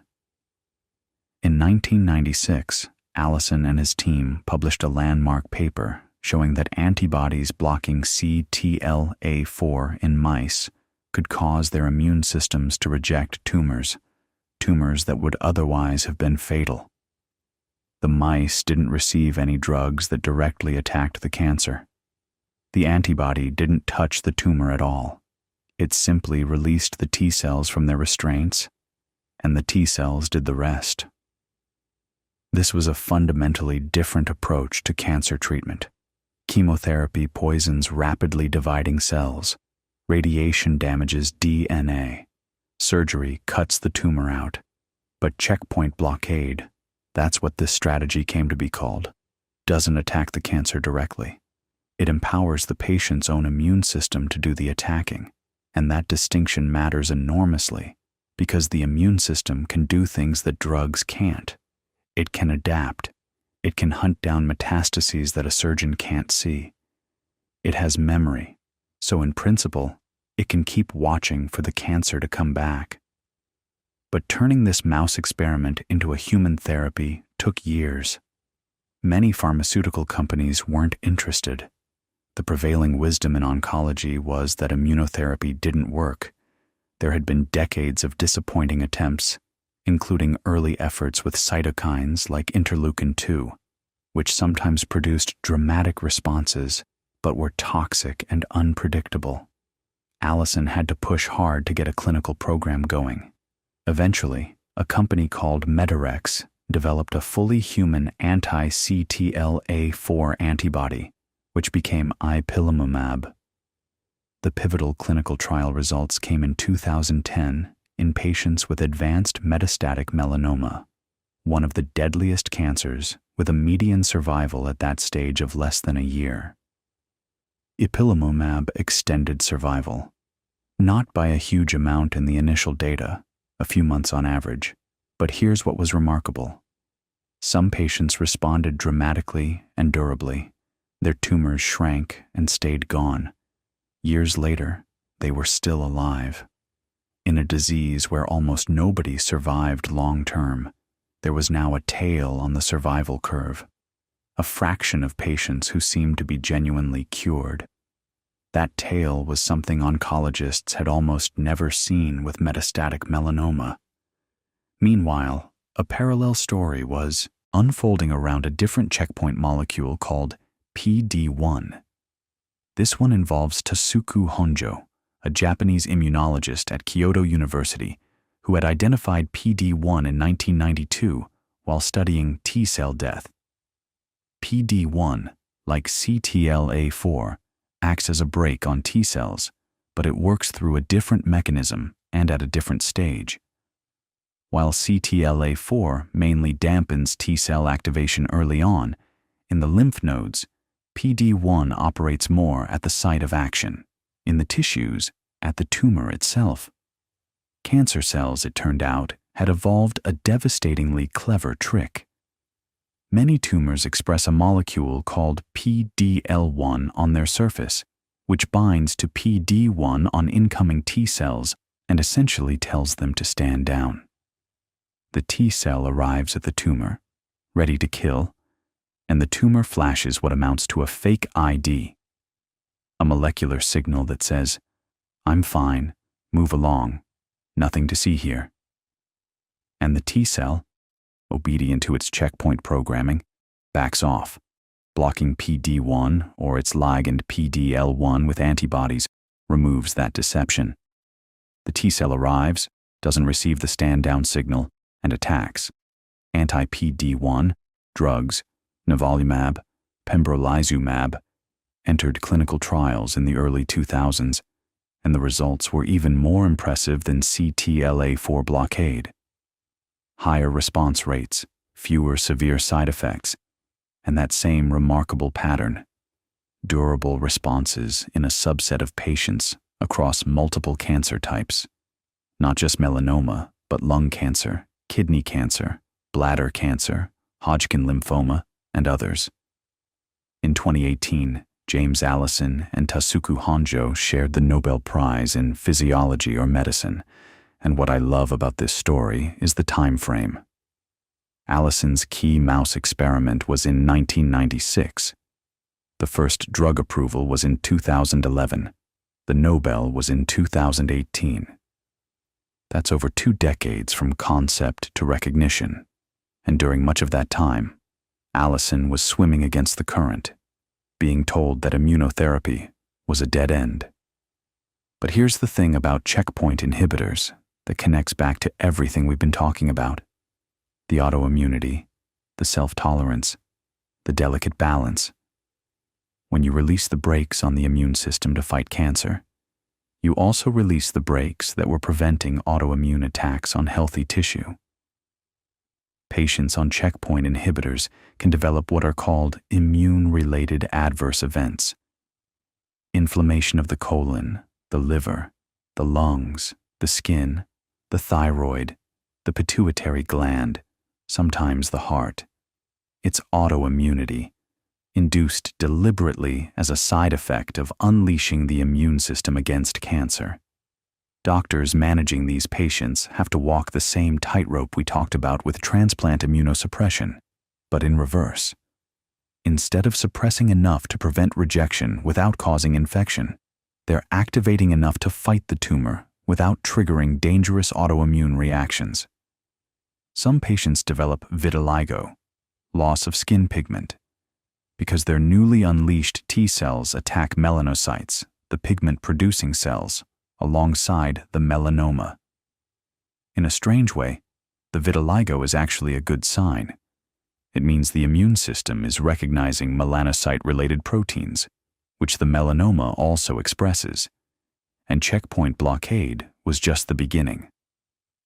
The other major breakthrough in cancer immunotherapy, one that's even more dramatic in some ways, is CAR T cell therapy. This is where things start to feel almost like science fiction. The basic idea is, take T cells out of a patient's blood, genetically engineer them in the laboratory to express a new receptor, a chimeric antigen receptor, or CAR, that recognizes a specific molecule on the surface of the patient's cancer cells, grow millions of these engineered T cells in culture, and then infuse them back into the patient. You're essentially building a custom-designed immune weapon targeted at that person's specific cancer. The roots of this go back to the late 1980s, when Zelig Eshar in Israel first created the concept of a chimeric receptor that could redirect T-cell killing. But turning it into a viable therapy took decades of work by multiple groups, particularly Carl June's team at the University of Pennsylvania. The early CAR-T trials, starting around 2010 and 2011, focused on B-cell leukemias and lymphomas, targeting a molecule called CD19 that's found on the surface of B cells, both healthy and cancerous. The results in some patients were extraordinary. Children with acute lymphoblastic leukemia who had relapsed after every available treatment, who were essentially out of options, went into complete remission after CAR-T infusion. Emily Whitehead, treated in 2012 at age 6, became the first pediatric patient to receive CAR-T cells. She nearly died from the massive inflammatory response, a cytokine storm, where the activated T cells release so much inflammatory signaling that it can cause organ failure. But she survived, and her leukemia disappeared. As of now, she's been cancer-free for over a decade. That cytokine storm, by the way, is another window into the power and danger of immune activation. The same inflammatory cascades that protect you from infection, the same TNF-alpha and interleukin-6 that drive rheumatoid arthritis, can become life-threatening when the immune system activates too intensely all at once. Managing cytokine release syndrome in CAR-T patients actually drew on knowledge from autoimmune disease treatment. Tocilizumab, an antibody that blocks the interleukin-6 receptor, originally developed for rheumatoid arthritis, became the key drug for controlling CAR-T-related cytokine storms. Everything connects. The same molecule causing joint destruction in one context is causing a medical emergency in another, and the same drug helps in both. Now, CAR-T therapy has its own limitations. It works spectacularly well in certain blood cancers, but solid tumors, the breast cancers, lung cancers, colon cancers that account for most cancer deaths, have been much harder to crack. Solid tumors create a hostile microenvironment around themselves, full of immunosuppressive signals, physical barriers, and oxygen-starved zones that make it hard for T cells to penetrate and survive. Researchers are working on next-generation CAR-T cells that can resist these suppressive signals, that carry their own stimulatory molecules, that can even remodel the tumor microenvironment. It's an active frontier, and the engineering challenges are immense. But step back for a moment and think about the arc of this story. 150 years ago, Mechnikov was peering through his microscope at starfish larvae, watching phagocytes engulf foreign particles, and wondering whether those cells might be the body's primary defense. 100 years ago, scientists were still arguing about whether immunity was mainly cellular or mainly humoral. 50 years ago, we were just beginning to understand how T cells and B cells cooperate, how MHC molecules present antigens, how the thymus shapes the T cell repertoire. And now we're taking T cells out of patients, rewriting their genetic instructions, and sending them back in to hunt cancer with engineered precision. The depth of understanding required to make that work, the layers of knowledge about antigen recognition, cell signaling, gene expression, immune regulation, it all builds on everything that came before. And yet, for all this progress, there are still enormous questions that remain open. one of the most fascinating, and one that's been gaining more and more attention in recent years, is the relationship between the immune system and something you might not immediately connect it to: the trillions of microorganisms living inside your body, your microbiome. Because it turns out that the bacteria in your gut don't just passively coexist with your immune system. They actively shape it, train it, influence it in ways that we're only beginning to understand. And this is one of those areas where the more you learn, the more you realize how deeply interconnected everything is, how the boundary between you and not you is far blurrier than anyone imagined. Let's start with some numbers, because they're kind of staggering. Your body contains roughly 30 trillion human cells, and living alongside those cells, mostly in your gut, but also on your skin, in your mouth, in your lungs, in basically every surface that contacts the outside world, are somewhere around 38 trillion microorganisms.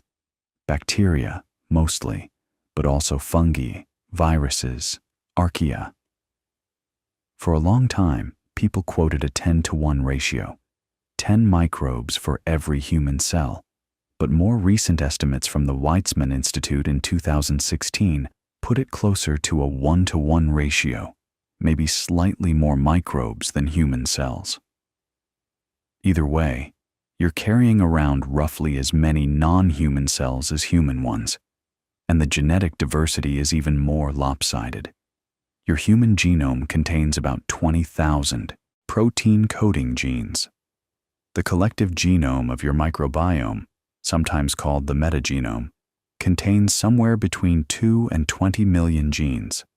So in terms of genetic information, you're arguably more microbe than human. Now, for most of the history of medicine, these microorganisms were either ignored or treated as enemies.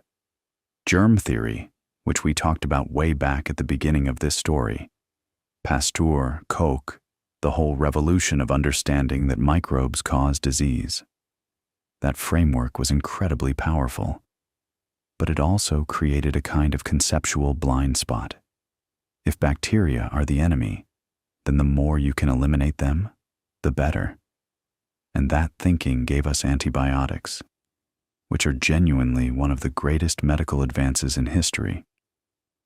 But it also led to a worldview where all bacteria were suspect, where sterility was the goal, where the presence of microbes in the body was something to be cleaned up.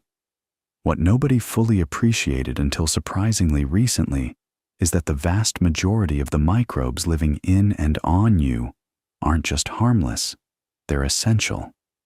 And one of the most important things they're essential for is the proper development and function of your immune system. The evidence for this started accumulating from a surprising source: germ-free mice. Starting in the mid-20th century, researchers figured out how to raise mice in completely sterile environments.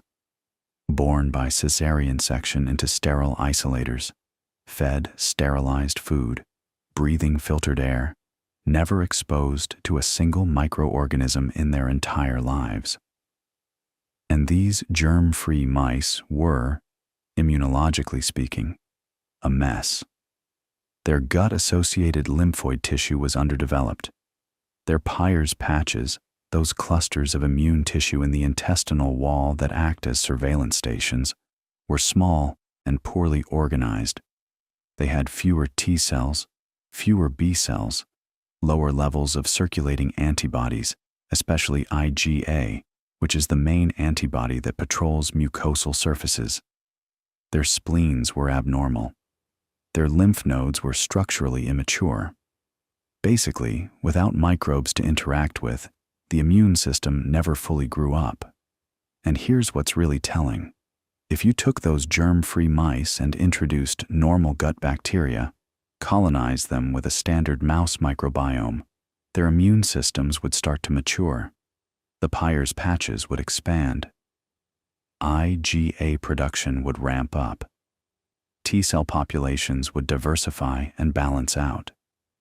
The immune system needed those microbes as training partners, not enemies to fight, but sparring partners that teach the immune system what the world looks like, what's normal, what deserves a response, and what doesn't. One of the key discoveries in this area came from a specific bacterium called Bacteroides fragilis. In 2005, Sarkis Mazmanian and Dennis Kasper at Harvard showed that a single molecule produced by this bacterium, a polysaccharide called PSA, polysaccharide A, could, all by itself, correct some of the immune deficiencies seen in germ-free mice. Specifically, PSA helped restore the balance between different T helper cell populations. Without it, germ-free mice had a skewed immune profile, too many Th2 cells and not enough Th1 cells, which left them vulnerable to certain types of infections. PSA from Bacteroides fragilis could rebalance that. One molecule from one species of bacterium, reshaping the architecture of the adaptive immune system. Think about what that implies. Your immune system isn't just tolerating these bacteria. It's listening to them. It's using their molecular signals as calibration data. And this connects to something we touched on earlier. Regulatory T cells. Remember those? The peacekeepers, the cells whose job is to dampen immune responses and prevent autoimmunity. It turns out that the gut microbiome is one of the major drivers of regulatory T cell development. Certain bacterial species, particularly clusters of bacteria in a group called Clostridia, are especially good at inducing regulatory T cells in the colon. A landmark study by Kenya Honda's group in Japan, published in 2011, showed that a specific mix of Clostridial species could dramatically boost colonic regulatory T cell numbers in mice, and that this protected them against colitis and allergic responses. The bacteria were doing this partly by producing short-chain fatty acids, molecules like butyrate, propionate, and acetate that are generated when gut bacteria ferment dietary fiber. Butyrate, in particular, turns out to be a remarkably important molecule. It's the primary energy source for the cells lining your colon, so it keeps the gut barrier healthy. But it also acts as a signaling molecule that influences gene expression in immune cells, promoting the development of regulatory T cells and dampening inflammatory responses. So here's the picture that emerges. You eat fiber. Bacteria in your gut ferment that fiber into short-chain fatty acids. Those fatty acids nourish the gut lining and simultaneously signal to your immune system to maintain tolerance, to keep inflammation in check, to produce regulatory T cells that prevent overreaction. It's a beautifully integrated system where diet, microbiome, and immunity are all talking to each other. And when that conversation gets disrupted, when the microbiome is altered by antibiotics, or by a diet low in fiber and high in processed food, or by other environmental factors, the immune consequences can be profound. This brings us to one of the most compelling hypotheses in modern immunology, and it's one that tries to explain a genuine medical mystery. Over the past 50 to 70 years, the rates of allergies, asthma, autoimmune diseases, and inflammatory bowel disease have skyrocketed in industrialized countries. Type 1 diabetes, multiple sclerosis, Crohn's disease, ulcerative colitis, hay fever, food allergies, eczema, all of them have become dramatically more common, particularly in wealthy, urbanized Western nations. The increase has been too fast to be genetic. Human DNA doesn't change that quickly. Something environmental is driving it. In 1989, an epidemiologist named David Strahan published a short paper in the British Medical Journal that noticed something curious. He'd been studying hay fever rates among British children, and he found that children who had more older siblings were less likely to develop hay fever. His interpretation was that those children, exposed to more infections early in life through their older brothers and sisters, had immune systems that were better calibrated, less prone to overreacting to harmless things like pollen. He called this the hygiene hypothesis, and it captured something that felt intuitively right. We'd made our environments too clean, and our immune systems, deprived of the microbial exposures they evolved to expect, were misfiring. Now, the original hygiene hypothesis was a bit too simple. It wasn't really about hygiene in the hand-washing sense, and it wasn't just about infections. Over the years, the idea has been refined and expanded, particularly by Graham Rook, who proposed what he called the old friends hypothesis. Rook's argument was that the critical missing exposures weren't dangerous pathogens.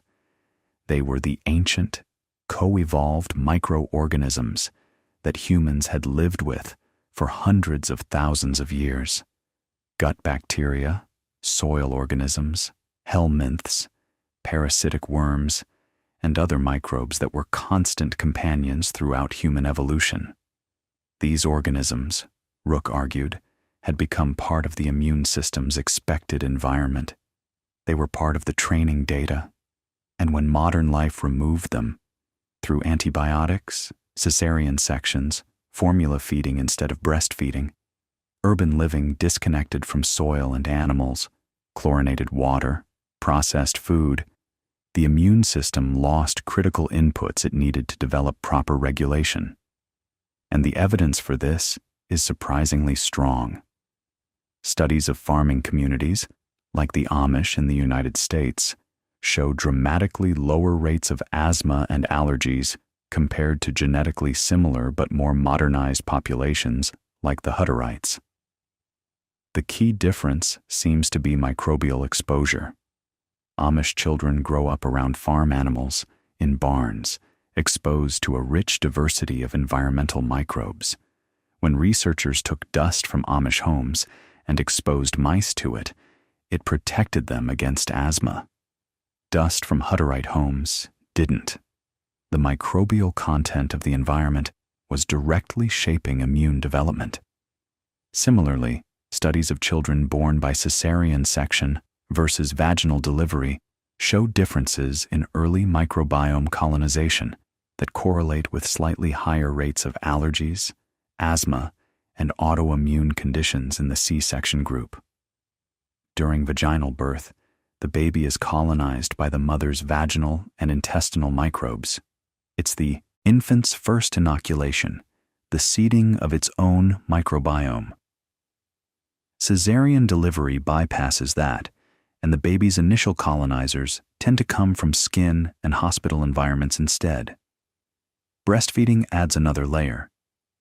Breast milk contains not just nutrients but also prebiotics, specifically human milk oligosaccharides, complex sugars that the baby can't digest, but that specifically feed beneficial gut bacteria like Bifidobacterium. The mother is literally feeding her baby's microbiome, shaping the microbial community that will in turn shape the baby's immune development. It's an extraordinary thing to sit with, really. The immune system we've been talking about this whole time, this incredibly sophisticated network of cells and molecules and signaling pathways that took evolution hundreds of millions of years to build, it doesn't come fully assembled. It requires input from the microbial world to calibrate itself properly. The innate immune system needs microbial signals to set its baseline activation levels. The adaptive immune system needs microbial antigens to develop the right balance of effector and regulatory cells. The gut barrier needs microbial metabolites to maintain its integrity. It's not a system that operates in isolation. It's a system that evolved in constant conversation with microorganisms, and when that conversation is impoverished, things go wrong. And this has real therapeutic implications. If disrupted microbiomes contribute to immune-mediated diseases, then restoring or reshaping the microbiome might be a way to treat them. The most dramatic example of this is fecal microbiota transplantation. Yes, exactly what it sounds like, which has proven remarkably effective for recurrent Clostridioides difficile infections, a condition where antibiotics have devastated the normal gut flora and allowed a dangerous pathogen to take over. Transplanting a healthy person's gut microbiome into the patient can cure the infection with success rates above 90%, far better than more antibiotics. It's been approved by the FDA, and researchers are now investigating whether similar approaches might help with inflammatory bowel disease, metabolic syndrome, even neurological conditions. Because here's where the story gets even more interesting, and it's a frontier that's still being actively explored. The gut microbiome doesn't just talk to the immune system locally, in the gut. It communicates with the brain. This gut-brain axis, as it's called, involves neural pathways through the vagus nerve, immune signaling molecules, microbial metabolites that can cross the blood-brain barrier, and the immune system itself acting as an intermediary. There's growing evidence that the microbiome influences mood, behavior, stress responses, and potentially neurodegenerative diseases. And the immune system is right in the middle of that conversation, because many of the signals traveling between gut and brain are immune signals, cytokines, inflammatory mediators, immune cells that patrol both the gut and the central nervous system. This is where immunology starts to merge with neuroscience, with nutrition science, with ecology, with evolutionary biology. The boundaries between disciplines dissolve when you realize that the immune system isn't just a defense force. It's an information processing network that integrates signals from the microbial world, from the food you eat, from your emotional state, from your sleep patterns. And yes, there's real data on this too. Sleep deprivation measurably impairs immune function. People who sleep fewer than 6 hours a night are significantly more likely to catch a cold when exposed to rhinovirus.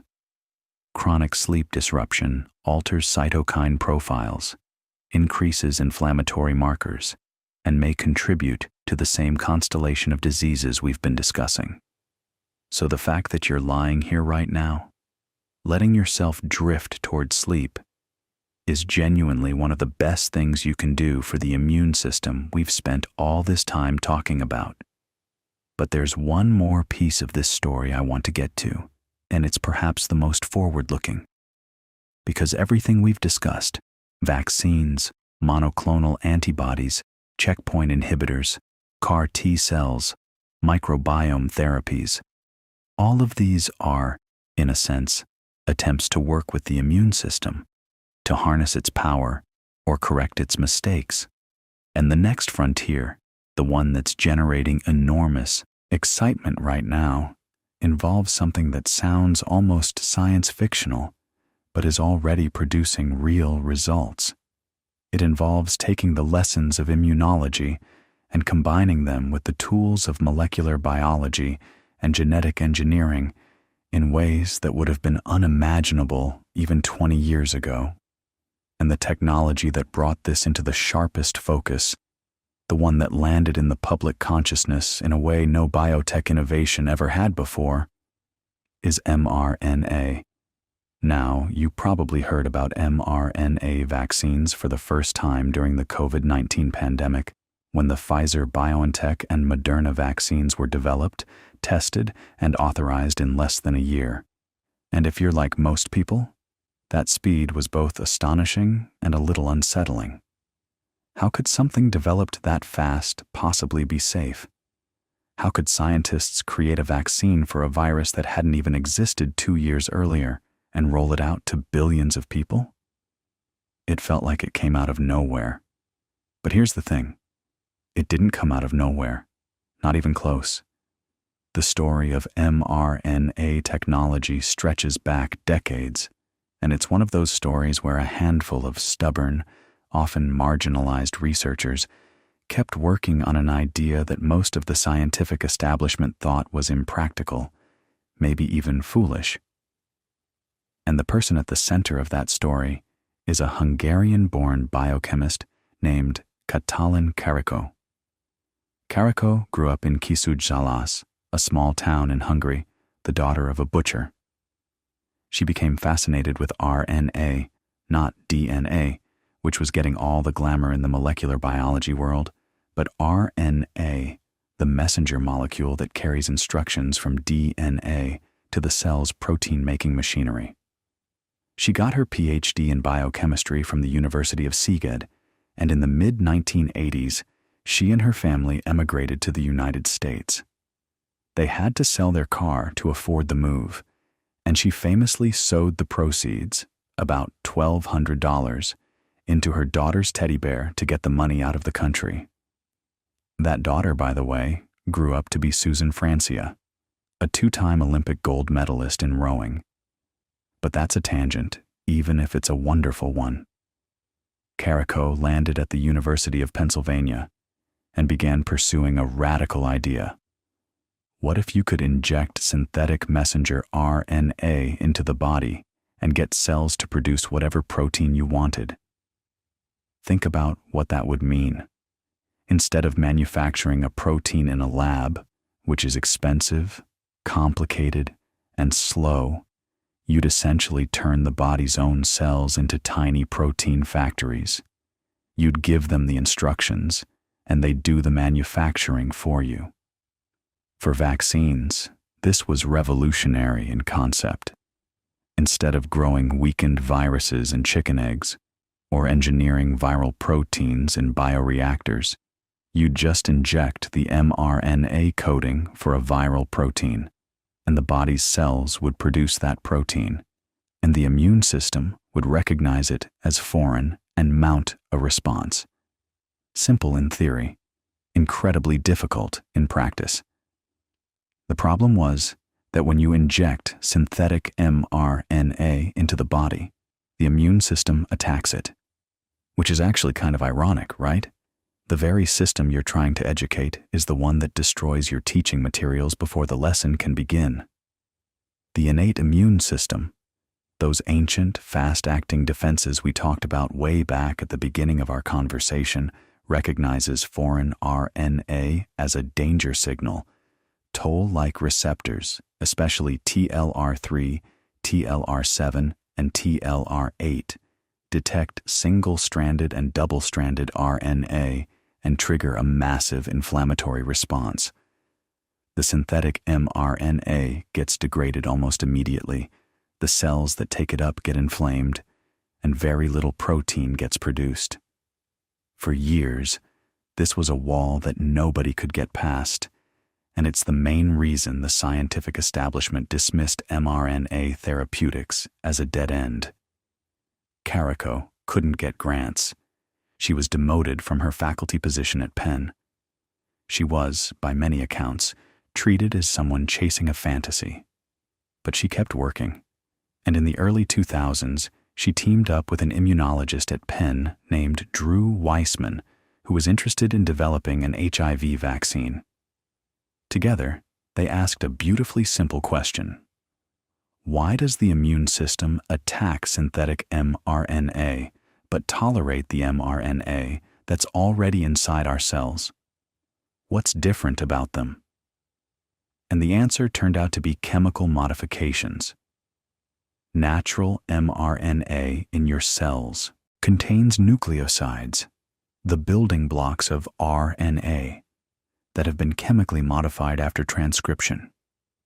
One of the most common modifications involves a nucleoside called pseudouridine, which replaces uridine in many natural RNA molecules. When Karikó and Weissman synthesized mRNA using pseudouridine instead of regular uridine, the immune system's alarm bells went quiet. The modified mRNA slipped past the toll-like receptors. It wasn't degraded. It got into cells and produced protein efficiently. They published this finding in 2005 in the journal Immunity, And it's not an exaggeration to say that this single paper laid the foundation for everything that followed. And yet, almost nobody noticed. The paper didn't make headlines. It didn't trigger a flood of funding. The scientific world largely shrugged. This is something that happens more often than you'd think in science. A genuinely transformative discovery that gets published, sits there, and waits for the world to catch up. But a few people did notice. Derek Rossi, a stem cell biologist at Harvard, read the paper and realized its implications went far beyond vaccines. He co-founded a company in 2010 to develop mRNA therapeutics. That company was called Moderna. The name is a portmanteau of modified and RNA.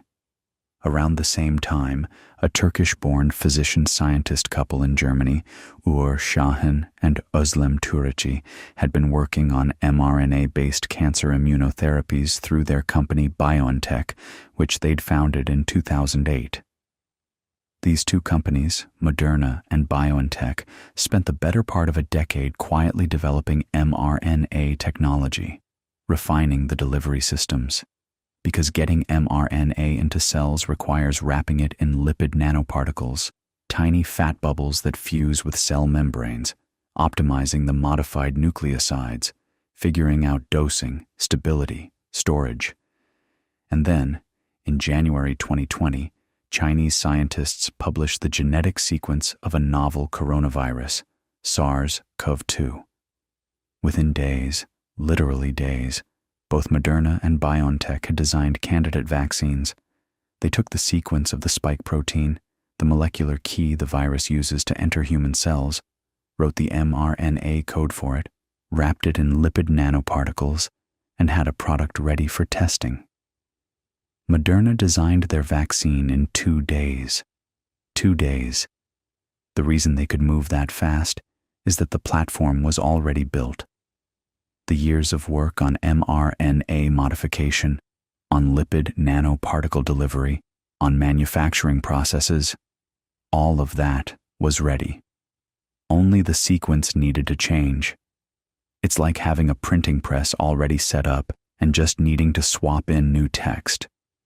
Now, the clinical trials still took months, as they should have. You can't skip safety testing. But the trials were enormous, well-designed, and remarkably successful.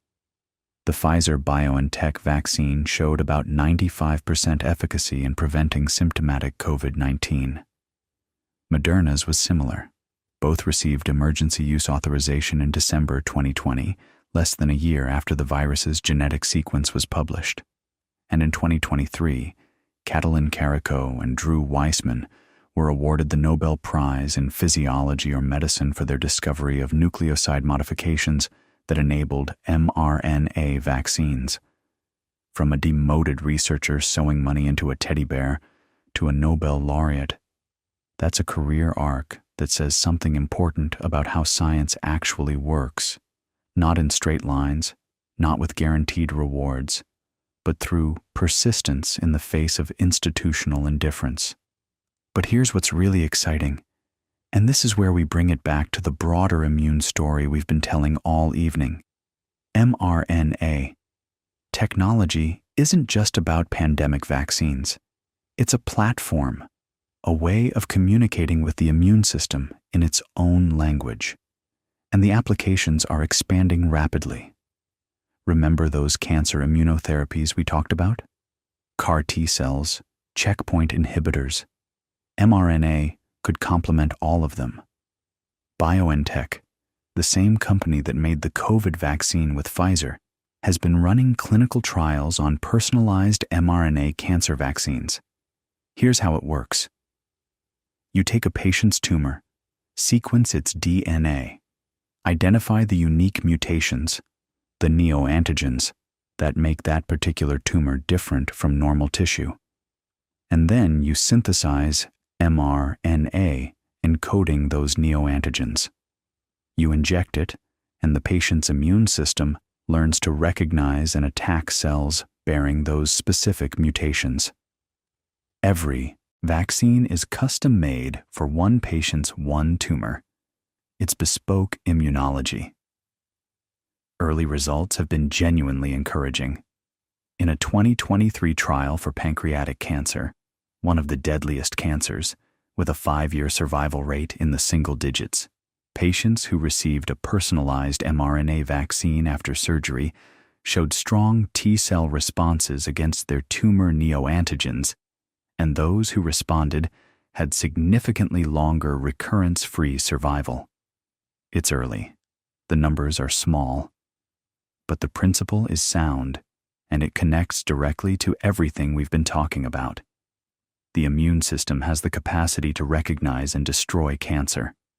The problem has always been that tumors evolve to hide.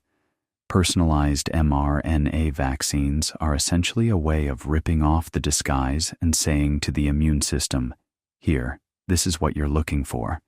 And beyond cancer, researchers are developing mRNA vaccines for influenza, HIV, respiratory syncytial virus, malaria, tuberculosis, diseases that have resisted conventional vaccine approaches for decades.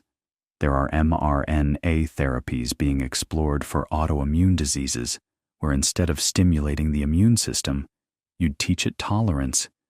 You'd deliver mRNA, encoding self-antigens in a way that promotes regulatory T-cell responses rather than inflammatory ones. Think about what that could mean for someone with multiple sclerosis or type 1 diabetes. Instead of broadly suppressing the immune system with drugs that leave you vulnerable to infections, you could retrain it to stop attacking specific tissues. We're not there yet. But the theoretical framework exists, and early animal studies are promising. There's also something called mRNA-encoded antibodies, where instead of manufacturing monoclonal antibodies in bioreactors and infusing them, which is expensive and requires IV administration, you inject the mRNA and let the body produce the antibodies itself.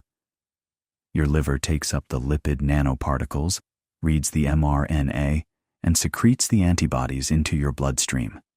It's a fundamentally different manufacturing paradigm, one where the factory is you.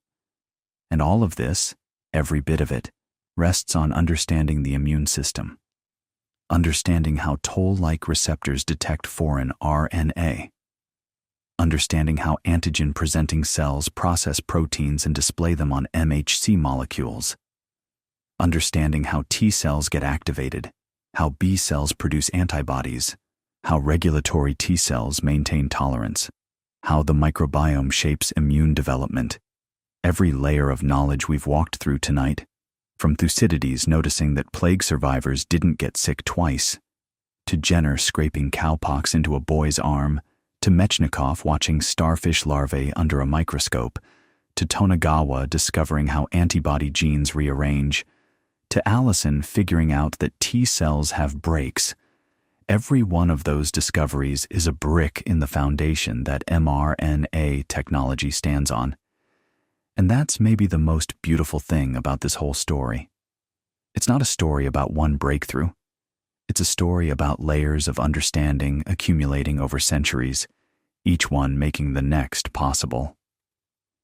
The immune system is arguably the most complex biological system we've encountered, more intricate than the brain in some ways, because it's distributed throughout the entire body, constantly learning, constantly adapting, maintaining a balance between aggression and tolerance that, when it works, is so seamless you never even notice it.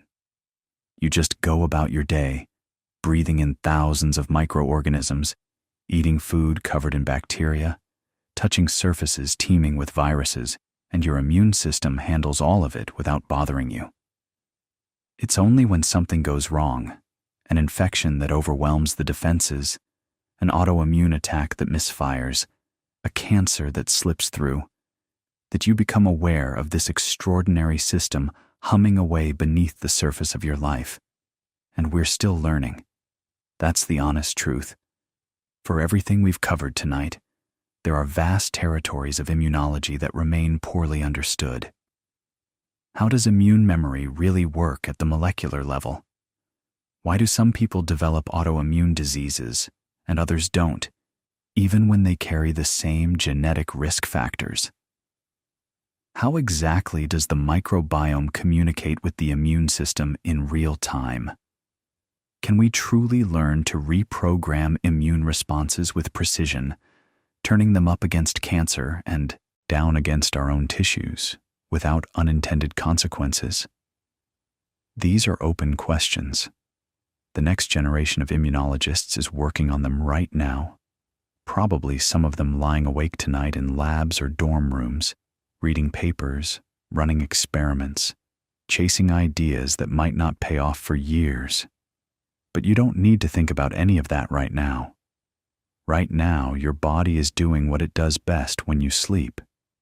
Your immune system is quietly at work, clearing cellular debris, consolidating immune memories from the day's exposures, calibrating inflammatory responses, maintaining the delicate ecology of your microbiome. Sleep is when a lot of this maintenance happens. Cytokine production shifts during sleep. Certain immune cells become more active. The body heals. So as you lie here, feeling your breathing slow and your thoughts soften, know that you are participating in one of the oldest biological rituals there is, an organism resting so that its defenses can reset and strengthen. Every living creature with an immune system does some version of this. You're in very old, very good company. And whatever you remember from tonight, whether it's Karako's teddy bear, or Mechnikov's starfish, or the elegant logic of VDJ recombination, or just a vague, pleasant sense that the immune system is more interesting than you thought, that's enough. That's more than enough. Let it all settle, like sediment drifting to the bottom of still water, and let sleep take you wherever it wants to go.